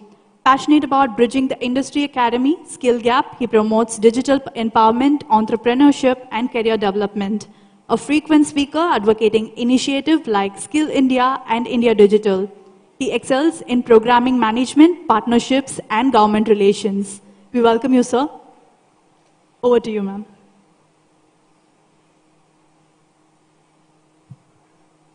Good afternoon, all. It's my proud privilege to be with this esteemed panel today. And as we all know, the pace at which the industry or the technology landscape is changing, it's important and very pertinent for the manpower to be ready for that. The world belongs to people who can innovate fast and keep up their pace with the moving technology space, right?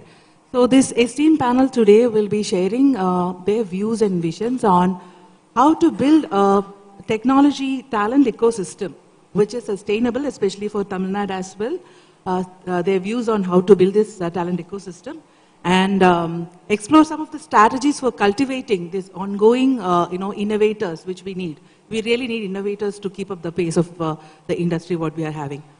So, the first question or rather, first topic which I would like to, garner your attention is towards updating of curriculum, which has been discussed much about, how the curriculum followed in the academies or the technology institutions need to be updated on an ongoing basis to match up with the industry expectation. So, what are your thoughts on that? What's the frequency of this updation needed, and how can curriculum be commensurate with the technology demand of the industry? So, would you like to go, sir, first on this, Shrik?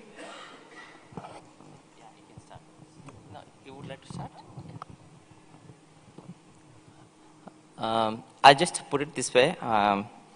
See, we are living in the cusp of transformation of digital journeys, be it in personal life, business journeys. First and foremost thing is, I think, with a lot of disruptions which is taking across the industries, okay, we should be very cautious about oneself in terms of we should not be forgetting that we are human beings. It's the first and foremost thing. Because that's the one thing, because we are connected with the emotions, feelings, all that, right? So with that, I think very important that one has to be for oneself in our lives. Coming to the digital era, so I think tons of data is available, and we are actually not with us, especially students. I am feeling that in this audience is more of, I'm sure that more than 60% of the audience is actually students from various esteemed organizations, institutions. I would like to say that so you please be balanced in terms of what you learn and make your foundations digital learning very, very solid in terms of basics. So having said that, these two things, balancing, life as well as the technology learning. So from the point of view, our question is basically how do you make the school, our institutions syllabus much more oriented towards making them industry ready kind of a thing. Thing is, our institutions by and large, we are actually regulated by, UGCs, okay, MHRD and all. So we are actually going with a kind of a framework under which Government of India or concerned bodies actually put up the framework under that need to be, every syllabus need to be put into place. I feel that I think some autonomy also need to be given in terms of how do we, basically institutions make their own syllabus in terms of going with the industry, what market demands are, and how we can cope up with kind of a demand and supply kind of bridging this gap. That is a kind of autonomy, because most of the institutions today are actually being autonomous because of this reason. So I think they have a lot of, they're actually well ahead of the curve in terms of those actually not being autonomous. But at the same time, the catch is, the flip side of the being autonomous is that how do we make up the students? It's not like just making factories and creating labors, techno labors. It's not like how do you make 360-degree person? How do you make that kind of a thing is very important at the same time to have a holistic development, because the workforce need to be leaders tomorrow. How do you make that journey happening? I think that's how I think. With that, I'll leave it to. Sure. Thank you, sir. So, Shrikant, I would like to pick your brain on this, because you have been a conduit between the academy and industry. And what are your views on the curriculum updating, and what should be the pace, or what are your thoughts on that? Good afternoon, everyone. See, just to give you an add-up, that ICT Academy is there since 2009 and 2008, and we have been finished 16 years of our journey. You can also visit our booth inside. So what I'm trying to give you, the perspective is that on the curriculum design, most of our services are endorsed by industry only from day one. So example like Oracle or a Salesforce or Fortinet networking, name any IT company, or giving their curation of their contents, everything to us. We are training the faculty. Through faculty, we are training the students, getting them the international certification, by which they are getting into the employment quotient. Just to give you a small example, that a company like MongoDB. MongoDB is almost similar like Oracle. They have a program called DBMS, which is the most sought after now. You name any company like Zomato or Swiggy, any of them, the backend platform is used by the MongoDB platform only. So that is a new norm, and most of the companies are using. What we are doing is that for the product whom we are trying to position with the colleges at large, making the student ready, the users of MongoDB are recruiting those students. This is the first intervention. Second, if any of the colleges are here want to really add up a new curriculum, we have a set of courses which are all industry-based courses. Autonomous colleges can straight away add up into their curriculum, no problem.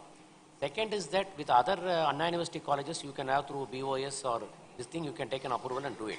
So as the moderator was telling, our DNA or our paradigm is only the industry-based curriculum. So we have been nurturing, we have been changing it over a period of 16 years.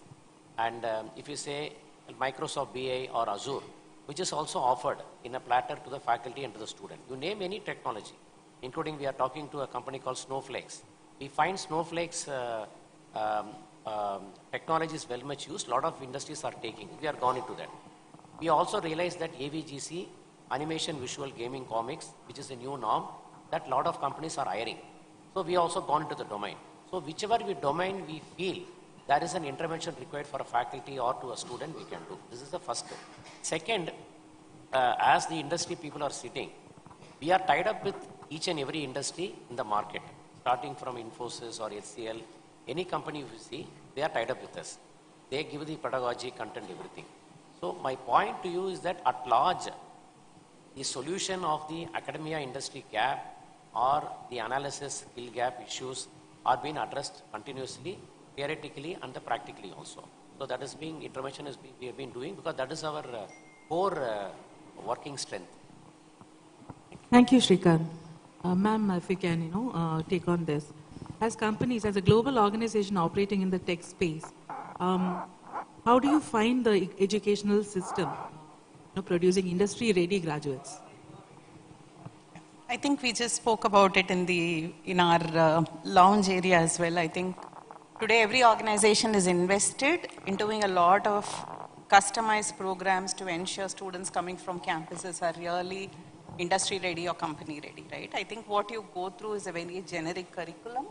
There is a need for us to invest, like Sharon was talking about what they do at UPS. Similarly, we do at PayPal, invest in boot camps to ensure that there is readiness. But I think a few things that cannot be taught even in a boot camp, maybe I'll touch on that because I see a lot of student community here, is from a skill standpoint, your functional technical skills are a given. We expect you to come with fundamental skills, which we can help you groom, okay? That's a no-brainer. We can enable you to, get functional. But what we see as a gap today, every company is going through a transformation today. You take a business, and India is booming, with such stories. So how do you understand, not just know what you want, but have the attitude and the aptitude to get to what you want versus focusing on obstacles along the way? Many a time when you're going through transformation, the workforce has to rally, right? We need the entire organization to walk with us on that journey, and more often than not, we end up spending time not in developing products, but ensuring that people are, with us in this journey versus just saying, oh my God, this will not work, that will not work. So develop a mindset to follow. I know you have to ask questions and be open about it, but also develop a mindset to follow. We had one of our values long ago, which was debate, decide, and deliver. Debate is done, decision is made, start delivering. Focus on, what you have to do versus just focusing on obstacles.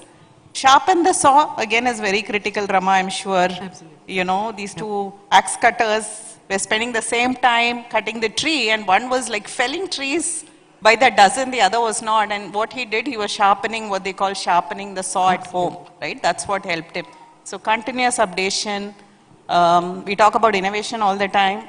For me, it's not that $1 million idea, but incremental innovation, what you do, small things that you can bring to the table.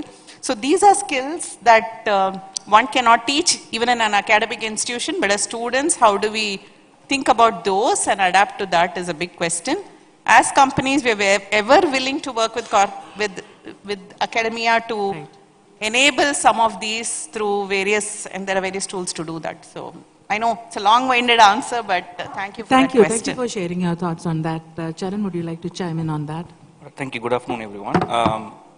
We are on the consumer side. When I say consumer side, we pick people from colleges. So we are a consumer. We expect a certain limit of competency to come from there. But we also understand these are all freshers. You right from the colleges. There's a generic kind of a topics being taught. But what we look out is that just not the technical front. Technically, yeah, you teach them .NET, Java, full stack, all fine. Theoretically, they're good. But practically, are they good is something that we sometimes find them a little lacking on that. So I think the exposure, again, we were talking on the launch, is that a lot of colleges have these internships as the last 6 months as a tick off and say, okay, do internship, you're off and done. I think internship should be there at least for a year. That's how people will learn, that's how people will know what's really happening in the industry. When we picked up a couple of people from few colleges, and of course it's not that we don't go for city-based colleges, but we are very clear that we want to hit Tier 2, Tier 3 colleges, because those guys, we find them a little more commitment level there, they're a little more agile, because if sometimes when we speak to students, they say, I want to do a job only in AI. I want to do only machine learning. They're not agile. I think that is not going to work for you guys. I think at least first formative years of, let's say 3-4 years, a student community has to be very, very agile. It's like, for example, we remember, IIMs types, they will put across everything, marketing, HR, finance, for first 1 year, 2 year, they go through that, and then they put on a specific role to say, okay, this is where you are going to be. So I think the mindset of the students has to change that, first of all, let me be agile to come. The second is that, as Jayanti said, that, the soft skill is something that we find is something that we lack. When they say soft skill, for example, just imagine this. We are going to bring a student, they're going to talk to somebody in the US, UK or Europe. First of all, they will get very, very perplexed and say that, what are these guys talking to me? I'm not able to understand. And if you don't understand that communication, what those guys are talking, it's very difficult for you guys to go back and also answer them back. You may be technically strong, but are you able to give the clarity of thought? Are you able to give that very clear communication to them? That's a little difficult. So along the technical skills, maybe the colleges can also concentrate on developing soft skills. Communication skills will be there and aptitude will be there. So that's what we look as a combination when we pick up people from the colleges. Just not technical skill. Technical anybody can do. For example, we just went to a college about 2-3 days back. Somebody scored a high 92% cutoff. But when talking to that particular person, they were not able to articulate the project itself. So technically they're strong, but then we shifted to vernacular language, and then they were able to speak in Tamil very fluently and very clearly. They were able to tell us this what they did. So, but that is not the need of the hour, because we are going global. We are not in situation only in India or Tamil Nadu. It's about US, UK. A lot of GCs are coming down, setting up shops in India. So your communication skill has to be very, very good. You can do that. It's not that nobody from a rural side cannot do it. Anybody can speak. It's about practicing. Just about last point, we picked up on 15 people from a tier 2 colleges about 6 months back. One of them, one of our colleague's friend, they also went to a campus, and they saw 2 students talking in English. Okay, conversation in English in that sort of a tier 2 city. Then he asked them, this is why, I'm surprised that you guys are talking in English. Why? He said, we have been picked from the UPS. We know we're going to talk to US people, so we don't started practicing not to talk in English. And that guy took the video, sent to me and said that this is what it's happening in the colleges. I thought we felt very happy about that. And that is what is required from the college community also. Yeah. That's inspiring, isn't it? So we can make 100 programs, but the ultimate readiness has to come from the student community, right? No willingness to go that extra mile and learn little extra than what the college curriculum is teaching is what is coming out from all my panel's discussion. So just to pick the thread again between probably Madhish and Shrikant, how do we ensure that this sort of the ICT sort of initiatives are given to even the underserved communities or the far-fetched tier? You talk about tier 2. What about tier 3 or villages? So is there any direction from the government so far to take these sort of programs into lesser or other remote places of our country as well, because we are being a very, very large population here.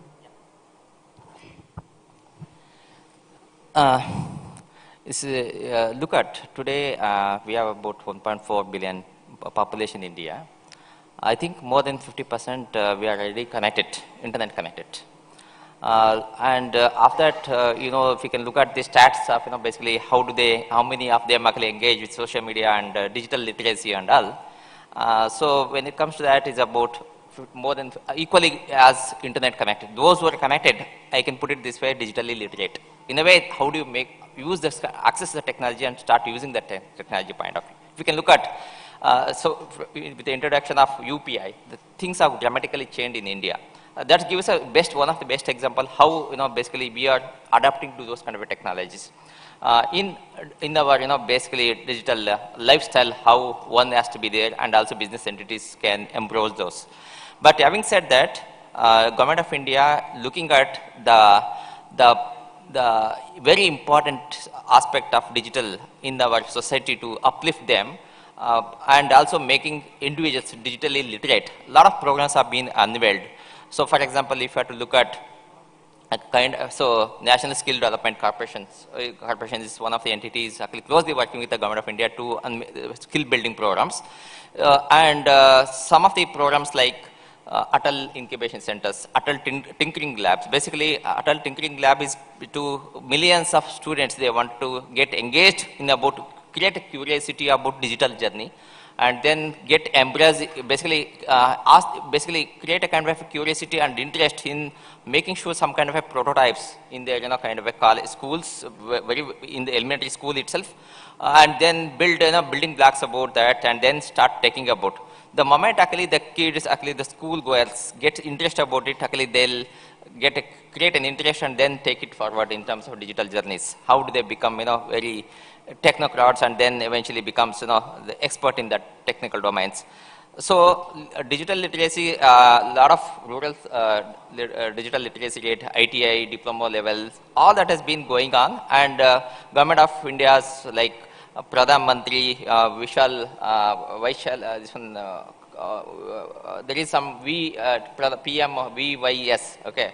Kaushalya Yojana, Pradhan Mantri Kaushalya Yojana, that is also one of the important program, and Pradhan Mantri's apprenticeship program. So most of the students may not be knowing about these apprenticeship programs and this kind of a scheme. SID is also there. Skill India Digital Hub, like Skill India Digital Hub. So see, there are many programs, we can look at that.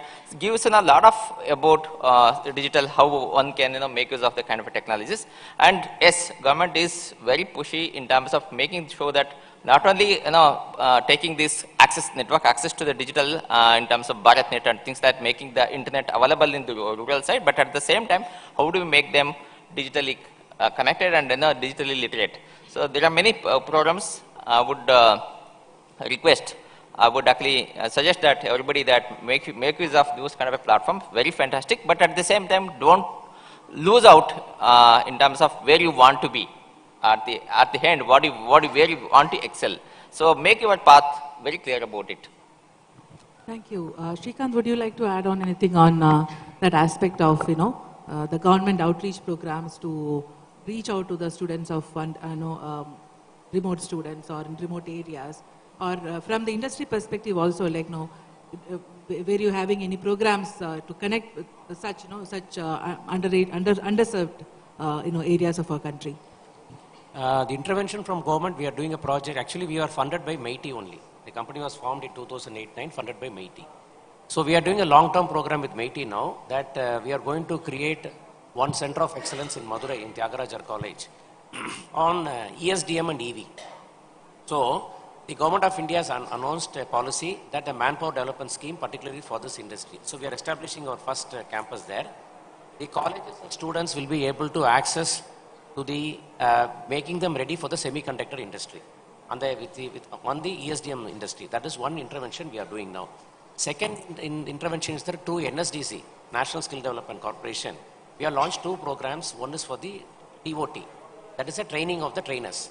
Any faculty member is here, can actually enroll for that program. You will be getting access to the latest technologies domain, like example AI or ML or any domain you talk about it. We are trying to certify the faculty member. That is one program.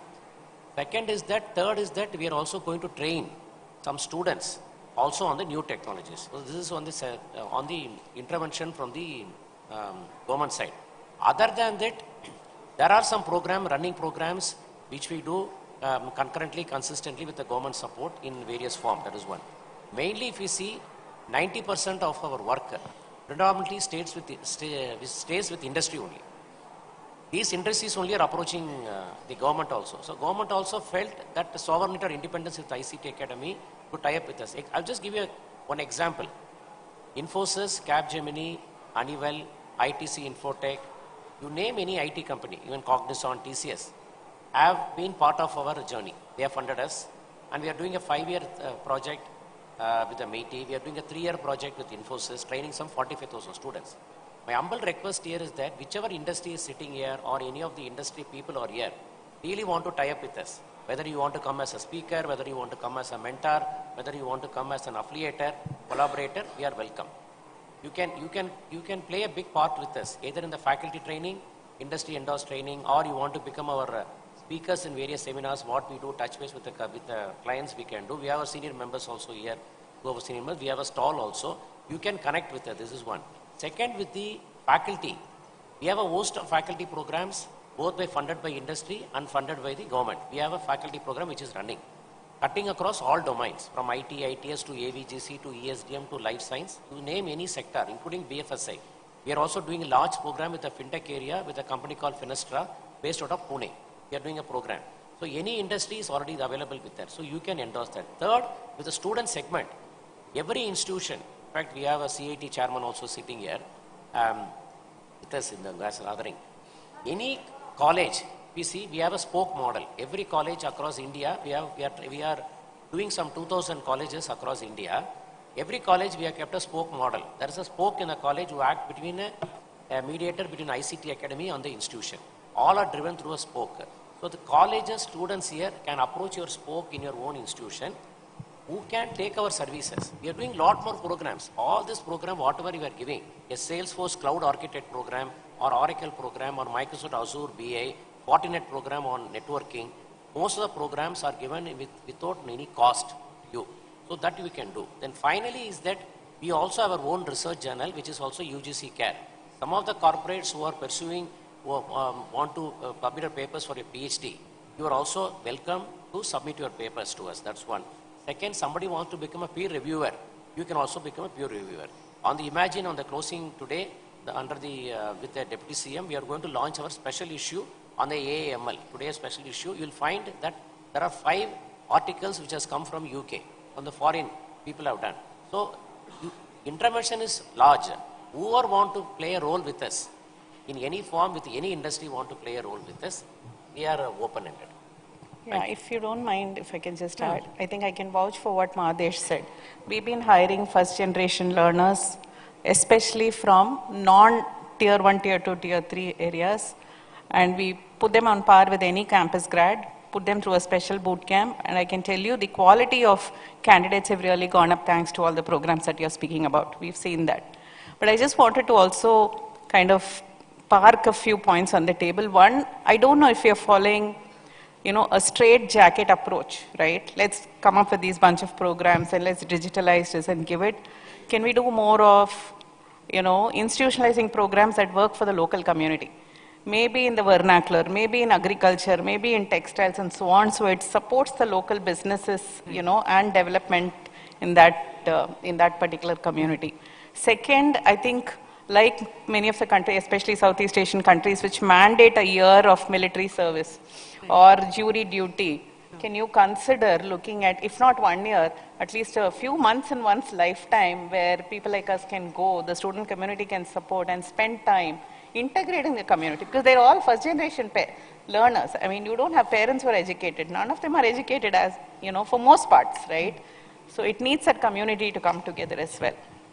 Just add on to, before you ask, the thing is, train the trainers model is very important because the kind of a population we have. Let me tell you, the moment actually we put some percentage of a population, is like workforce, okay, to make it industry ready for that, it's very highly difficult for any institutions or anything, because we have to train the train models. I'll just give an example. See, for example, if you have to train some student community or education institutions community as a large, what you have to do is perhaps I tried that, I wanted to do it in Karnataka government, engage partners, corporates, and mandate corporate that every corporate should mandate there are architect level person who should actually build take up at least 2 sessions in a year to every colleges. Okay, they can train the faculties. The faculties will train faculties and students of the final year degree. They will actually train other students. Okay, and you can create a kind of a portal for that. And government, the moment actually government mandates this, I'm sure that corporates, hand in hand work with academics. Academics actually is kind of a spillover mechanism. Then they can reach out to the masses and create what is the skills level required, which is actually high tech, or maybe in the very fundamentals, or at those who are actually want to be support services. You can navigate those kind of things, and I am feeling that the corporates who are in the, actually if you want to create high tech engineers, I think architect levels, which is actually very, very less to find out in the industry. Those communities available, if the corporates come forward to engage with the government and start doing this one, and this can transform in terms of reaching out to those who would want to aspire to be those kind of levels. Sure, thank you. That was a very different thought process, Jayanti ma'am, which you added. The industry need not be specific. What is probably relevant for the communities in the remote areas, like can we create more job opportunities by relevant interventions, whether it is industry or academia or government coming together and creating programs which is more relevant to the remote areas for underserved areas especially, is something which would be relevant. So that's a thought process which you are mentioning. So moving back to the IT and the skill gaps which we were talking about, as a global organization, to both of you, how do you view Tamil Nadu as a talent hub? It's very specific to the state we are in. What are your observations about Tamil Nadu as a talent hub? I think the reason why I picked up Chennai or Tamil Nadu to be set up our own GCs talks a lot about that. We did a lot of research before we finalized this particular location on that. One is the availability of talents there. I think the education system by far is a little better than any of the states here. I was talking to a candidate a couple of days back, and then she's typically somebody from the north, and she had done education in Chennai for last 10 years. And we said that why? Then she said that the education is better here than there. So I think it's already established fact that we will have a good education systems in Tamil Nadu. We'll also have a good talent coming in. But what we also seeing now is that we may need to expand it beyond metros, for Chennai and kind of thing. So it needs to be a tier 2, tier 3. I think again, to reiterate my point earlier, we need people who's not a fly-by-night operators. Come join, experiment 6 months with this organization. I don't like the job, let me go. That is a little more higher in some of, for example, Chennai city. But if you give an opportunity for somebody from a down south or tier 1, tier 2, tier 3, they want to prove themselves. That is where we want to leverage on, and that's where we want to give them more kind of inputs on that. And I think the talent, they're very, very eager, very hungry to make a mark. Only thing that we have to tweak is how do we mold them before they come and join us. Again, that's very critical from a part of every organization that we need to do, whoever hires from colleges. So it is not that, we go to a college, we pick up people, they do the job day one. It's not going to be that like that. These are typical people who are 4 years theoretical knowledge, who are just transforming into a corporate life. From a college to a corporate life, very difficult to manage for 6 months, because college you have lots of fun, but again, corporate is not like that. It's a fun in corporate, but then you have to also work along with the fun as well. So the transition to move from a college life to a corporate life, that's something that we need to handhold people on. But I think if we as a corporate take responsibility to ensure that whom we picked up, because we don't pick, by seeing 10 people, we don't pick 8 people. To pick up those 50, 60 people, we could have seen some 600, 800 people. They could have gone to different assessments, then we picked up. The responsibility and accountability is on us to ensure that they are successful. I think that's where whatever the colleges will teach them, whatever the students will learn, we also have equal responsibility to do that. But whatever we've seen is that talent community in Tamil Nadu is really good. I think we will be expanding it in coming days as well. I think that's where we picked up this location. So it's no doubt this is a place that a GCC has to be there. Excellent. That's great news. That's great news. No, I'll just quickly add that we have a very thriving software development center in Chennai. We've just signed an MOU with the Tamil Nadu government where we've committed to hiring more 1,000 people for niche jobs across 3 years. So we feel really supported, with the current programs from the government, and the skill development programs are also kind of complementing the story. Like Charan said, 20%, I was just reading an article, 20% of the engineering population comes from the state. Great colleges. I feel the one issue that we had earlier around communication is getting better. I also feel there is global sensitivity and cultural orientation a lot more in the talent we pick up in Tamil Nadu, for sure. So those are all the parks, the IT parks and all that, there's space, and the government is reaching out to us to, kind of incentivize companies to come and settle, come and do work here. If there's one thing that I would see for us to get better is definitely, I know with metro and all that's getting better, but infrastructurally and commute. If you come out of the airport, I want my city to be like as green as some of the other cities, model cities, and clean and so on. And so that we can also attract the global community a lot more. Global talent Yeah. And while we are great at fundamental technical, communication is fine. I think leadership, strategic thinking is where I think we tend to invest a lot more. So would request if the government as well as the colleges can really leverage corporates as well. It's a joint kind of complementary action. We're here to support, but that's a few areas that we need to focus on. And of course, a startup community. How do we make it as thriving as some of the other states? Right, sure. While we look at for technically, these are strong, you also need to understand that when these guys, after 5-6 years, the aspiration to get in managerial level. I think that's somewhere we also feel that, there's a little bit of a gap. So if if this could be also part of a curriculum in terms of, because as corporates we do a lot of leadership skill development programs where we bring people in for people experience, and people who are at CXO levels also we send them for leadership learning. So if the government can also invest a little bit on that, and colleges can invest on infusing the curriculum itself about leadership skills, I think that could be really, it's basically a good combination of, there are leaders can be made. It's not that they're born, so you can really make it up, but that's something that we also wanted to see if that could be a little bit of support and help from the government on this particular front. Sure, thank you. So those, If the time permits, I will just touch upon. See, government intent is to basically take this industry behind metros. Okay, I must have seen this Digital India program under that very successful scheme, India BPO promotion scheme. In fact, I was one that initiated this kind of a thing to basically create a jobs in tier 2, tier 3 towns. Okay, and let even non-technical persons should be part of the journey of digital journey of India. So with that intent created, and it has been quite successful. We created the intent is to create about 1.5 lakh new jobs. It's not the repetition, new jobs. So that has made a significant progress. And today if you can look at STPS centers, okay, to promote this industry, we are actually emphasizing more about smaller towns. So 57 centers out of 65 centers in the pan-India, we are about in the smaller towns. Coming to the Chennai thing, see, the thing is blessed with kind of a good infra as compared to Bengaluru, because in terms of less traffic and things like that.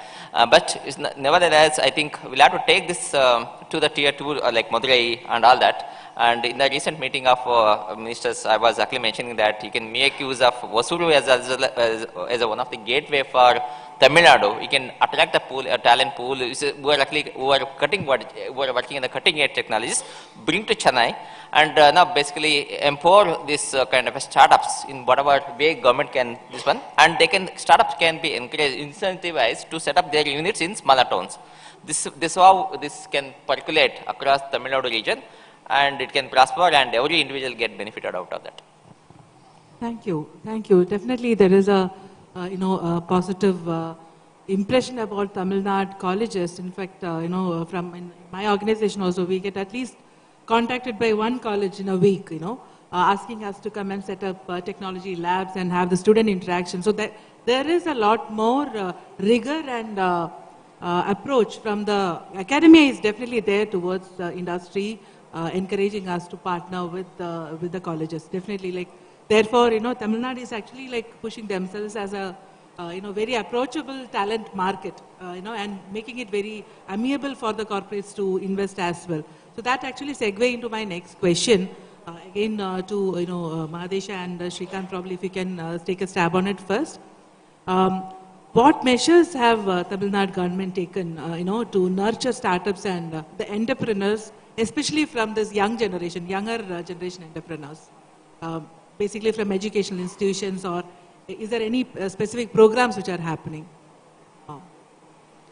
Okay, two things actually. IIT in ICT Academy is actually established this campus. We have office in IITM Research Park. We have technically gone there only to help the startup community, either for their hiring or helping the students to come to IIT Research Park, do some startup activity. Their ideathon can become the reality. We have technically gone there on a 22-year lease. That's what we are there.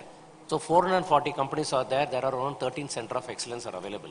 So what we have seen in our journey for 3-4 years now, a lot of colleges actually got benefited.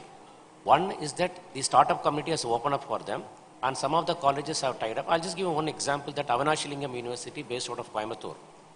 A student had come on an industrial visit to the institution, 45 students. They had come, they had met, incidentally they met a Professor Ashok Junjunwala. Most of you know a renowned professor, he was there. They had given one solution for a blind people. What is the solution? That really make into reality. Today that 45 students have started a startup, funded by IIT Madras. Startup, now their turnover is 1.5 crores. Startup with a turnover of 45 lakhs. We have seen into our face-to-face. So this is a bigger intervention. They are in the third floor there. You can actually see that product. They are trying to make it as a patent. It's a very unique product they have done, a sensor-based product. So such is the intervention that we have created. Having we gone there, we are able to do this nurturing of startups, or helping the students to start up the journey. And we are also understanding what is the difficulty of a startup there. The main two things is that one is marketing, second is a manpower requirement, talent pool. That we are trying to measure it up and take it up. And the second is, finally, is that there are 13 center of excellence starting from EV to clean energy to battery energy up to quantum computing, up to 60 test bed. Every department, Government of India, heavy industry, MeitY, telecom, everybody has invested in some 13 to 14 center of excellence. That center of excellence, they have got an industry academia tie-up. There we are playing a role. DRDO, they have a big establishment there. They have one program called Young Scientist Program. See, technically, as we go there, we are able to understand. One is that we are moving with IIT professors. We are talking about the new technologies, new inventions, new innovations from the startup, one from the IIT side. That is also make our very job easier. As a holistic, as a wholesale requirement, we are able to give it to the academic community at large. Thank you. Would you like to add on that? And yeah. So would like to take up or shall I? Yeah. See, STPI and MeitY, we set up 24 Center of Excellences. We are not calling it Center of Excellence, we are calling it Center of Entrepreneurship. The focus is not only building technology, how do you make entrepreneurship journey.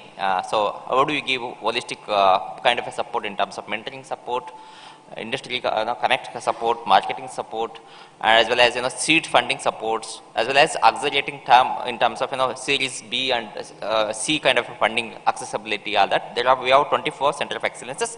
Each of them actually having very niche areas of domains like you name it anything, AI to IoT, cloud security, cybersecurity, blockchain to all that technologies. So each one of actually doing very good in terms of creating this one. We created about 1,500 startups. We generated at least if we can take about 10 into this one, it will become a 15,000 employment has been generated. And let me tell you, most of them actually operating in the smaller towns. Okay, and this government is pushing a lot in terms of creating entrepreneurship ecosystem in the country. And we wanted we government to look forward to create a kind of a products instead of becoming a service-oriented company. Product nation and IP has been taken one of the leading thing in making sure that every company will be doing innovative jobs and file the patents, and that's how companies can evaluate and prosper in terms of this one. But as far as skilling is concerned, I think there are a lot of skilling requirement is coming up, because one have to look outward. In the moment any student community make sure that fundamentals are very clear in mathematics, fundamentals very clear about the science, and then you can look at, then it comes fingertips in terms of coding. Coding is not at all in a kind of an issue, because the coding comes with if we name it AngularJS to whatnot, Ruby to R programming, all that becomes very easy to this one. So skill building, once you make the fundamentals ready, skill, you can pick up the things and you can, basically excel in that. With the AI coming in, so please be very clear about what is that you want it to be in the AI journey. And it's going to transform, there is no doubt about it, but be this one. And AI tourism also coming up, because talk about regulation of AI, and testing of AI, risk, and how do you make sure that the tool is going to be assessing that kind of a thing, whether it's a biased or not, unbiased, all that. I think so a lot of opportunities in terms of space technologies, things like that. And student community can choose which field wanted to excel. And if you want to become engineers, yes, opportunities are there. But if you want to be excel in our business life, I think entrepreneurship journey is the key element. You would love to learn about, along with the technology, you should learn to know about business as well. Business means you have to, how do you collaborate, communications, all that together. Thank you. Thank you. In the interest of time, we probably will have to wind up. So unanimously, the panel has agreed that the building the tech ecosystem, the talent ecosystem, is going to be a collective journey of the academia, of the student, of the government, of the community, as well as the businesses, right? So that's what we are all looking for. And for the student community, there is plethora of opportunities available, whether it is government-led opportunities or organizations are giving such opportunities. ICT, like academies like ICT, is offering such platforms. It is for us to find what is the right platform for us and leverage that for the betterment, whether it is a student journey of becoming a technologist or an innovator and becoming a startup and an entrepreneur. That is something which the individual has to choose, right? So we can take one or two questions, if in case somebody is interested to ask any questions to the panel. Yeah, I can see that lady there. Please, go ahead.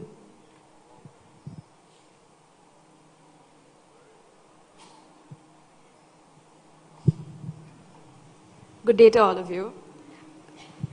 Before I ask the question, I am Kaushika. I'm a final year studying in Sarita Engineering College right now.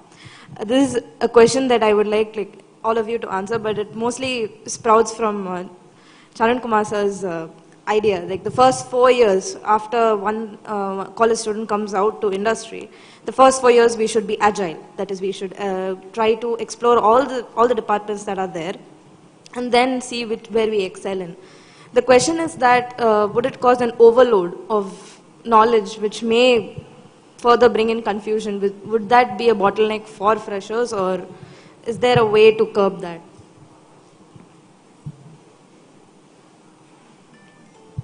Okay. Thank you. That's a nice question. When I say agile, the mindset of the students sometimes when they come out of college is that they are very fixed on one specific domain. Okay?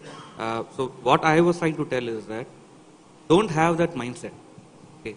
You may be good in AI, for example, but if somebody is given an opportunity to work on something else, explore that also.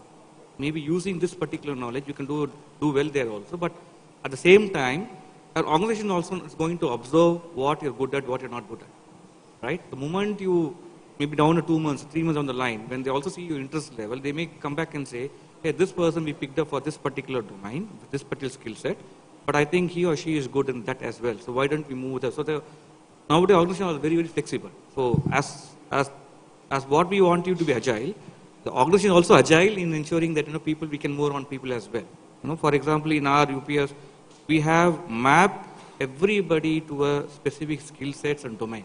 So we know exactly how many people are in .NET Java, how many people are on full stack, how many people are in Salesforce, and the 40, 50 people whom we picked up from colleges, we also know them, what are they good at, what did we get training from, and where we can move them after 6-7 months. So the agility comes from the fact that, you have to be clear that this is my favorite area to work with, but if something in life, you don't get what you want sometimes, most of the times. Definitely. Okay. So what you get it, you make a master out of it, but at the same time, you can also use that opportunity to go back and tell people that, I'm okay with this, but there's any opportunity to look out for internal organization, not outside the organization, to say that, can I move to this department? But any early mover is also looked as whether that person is not agile. So you have to be very careful, very balanced when you put across requests to move from one domain to domain. But first 1 year is normally a time where an organization will like to also explore where these people are good at, where these people are not good at. So make use of the 1 year to find whether you fit in or not fit in, and then accordingly make it. Yes, thank you. I'd just like to add, sometimes agility from a student community lens is interpreted as, oh, I've been in this team for 1 year, let me get agile and move to the next team. That doesn't work in real life scenario, because we also want you to give back. 1 year you're learning, as he said, right? There's a boot camp, we invest a lot. You have to learn the business. Agility comes in understanding the business, understanding the team that you're part of, going deep and having some expertise in that area before you think you have to move on. So I would say practice agility in some of these ways versus saying, okay, I need to be a rolling stone and move from one team to the other. That doesn't give you that long-term stability, or will you be seen as somebody who has that expertise in something? Yes, so make a cautious choice. Yes, ma'am. Thank you so much. Thank you, panelists. I think we have a time check and we need to wind up our conversation. Thank you very much for each one of you sharing your thoughts, and it was very invigorating for us to revisit some of the oft-repeated conversations or topics. But definitely when we talk, we get a new idea or a new information which comes through. And hope the discussion was useful for all of you students. And please feel free to reach out. Like, we'll be here for some time. And in case of any queries, they can come back to us off stage. Thank you. Thank you, Rama, for keeping us together. We've been an enthusiastic panel, but you kind of gravitated all of us pretty well. Thank you. May I request all of you to please stay back for a few minutes? I'd like to request Ms. Sumiti, Deputy General Manager, ELCOT, to please come on the stage and felicitate all our speakers today. Can we give a huge round of applause, please? First, we have Ms. Ramadevi. In another 5 minutes, we'll have a panel discussion on the topic From Tamil Nadu to Globe, Beyond Borders, Expanding Tamil Nadu's Digital Workforce.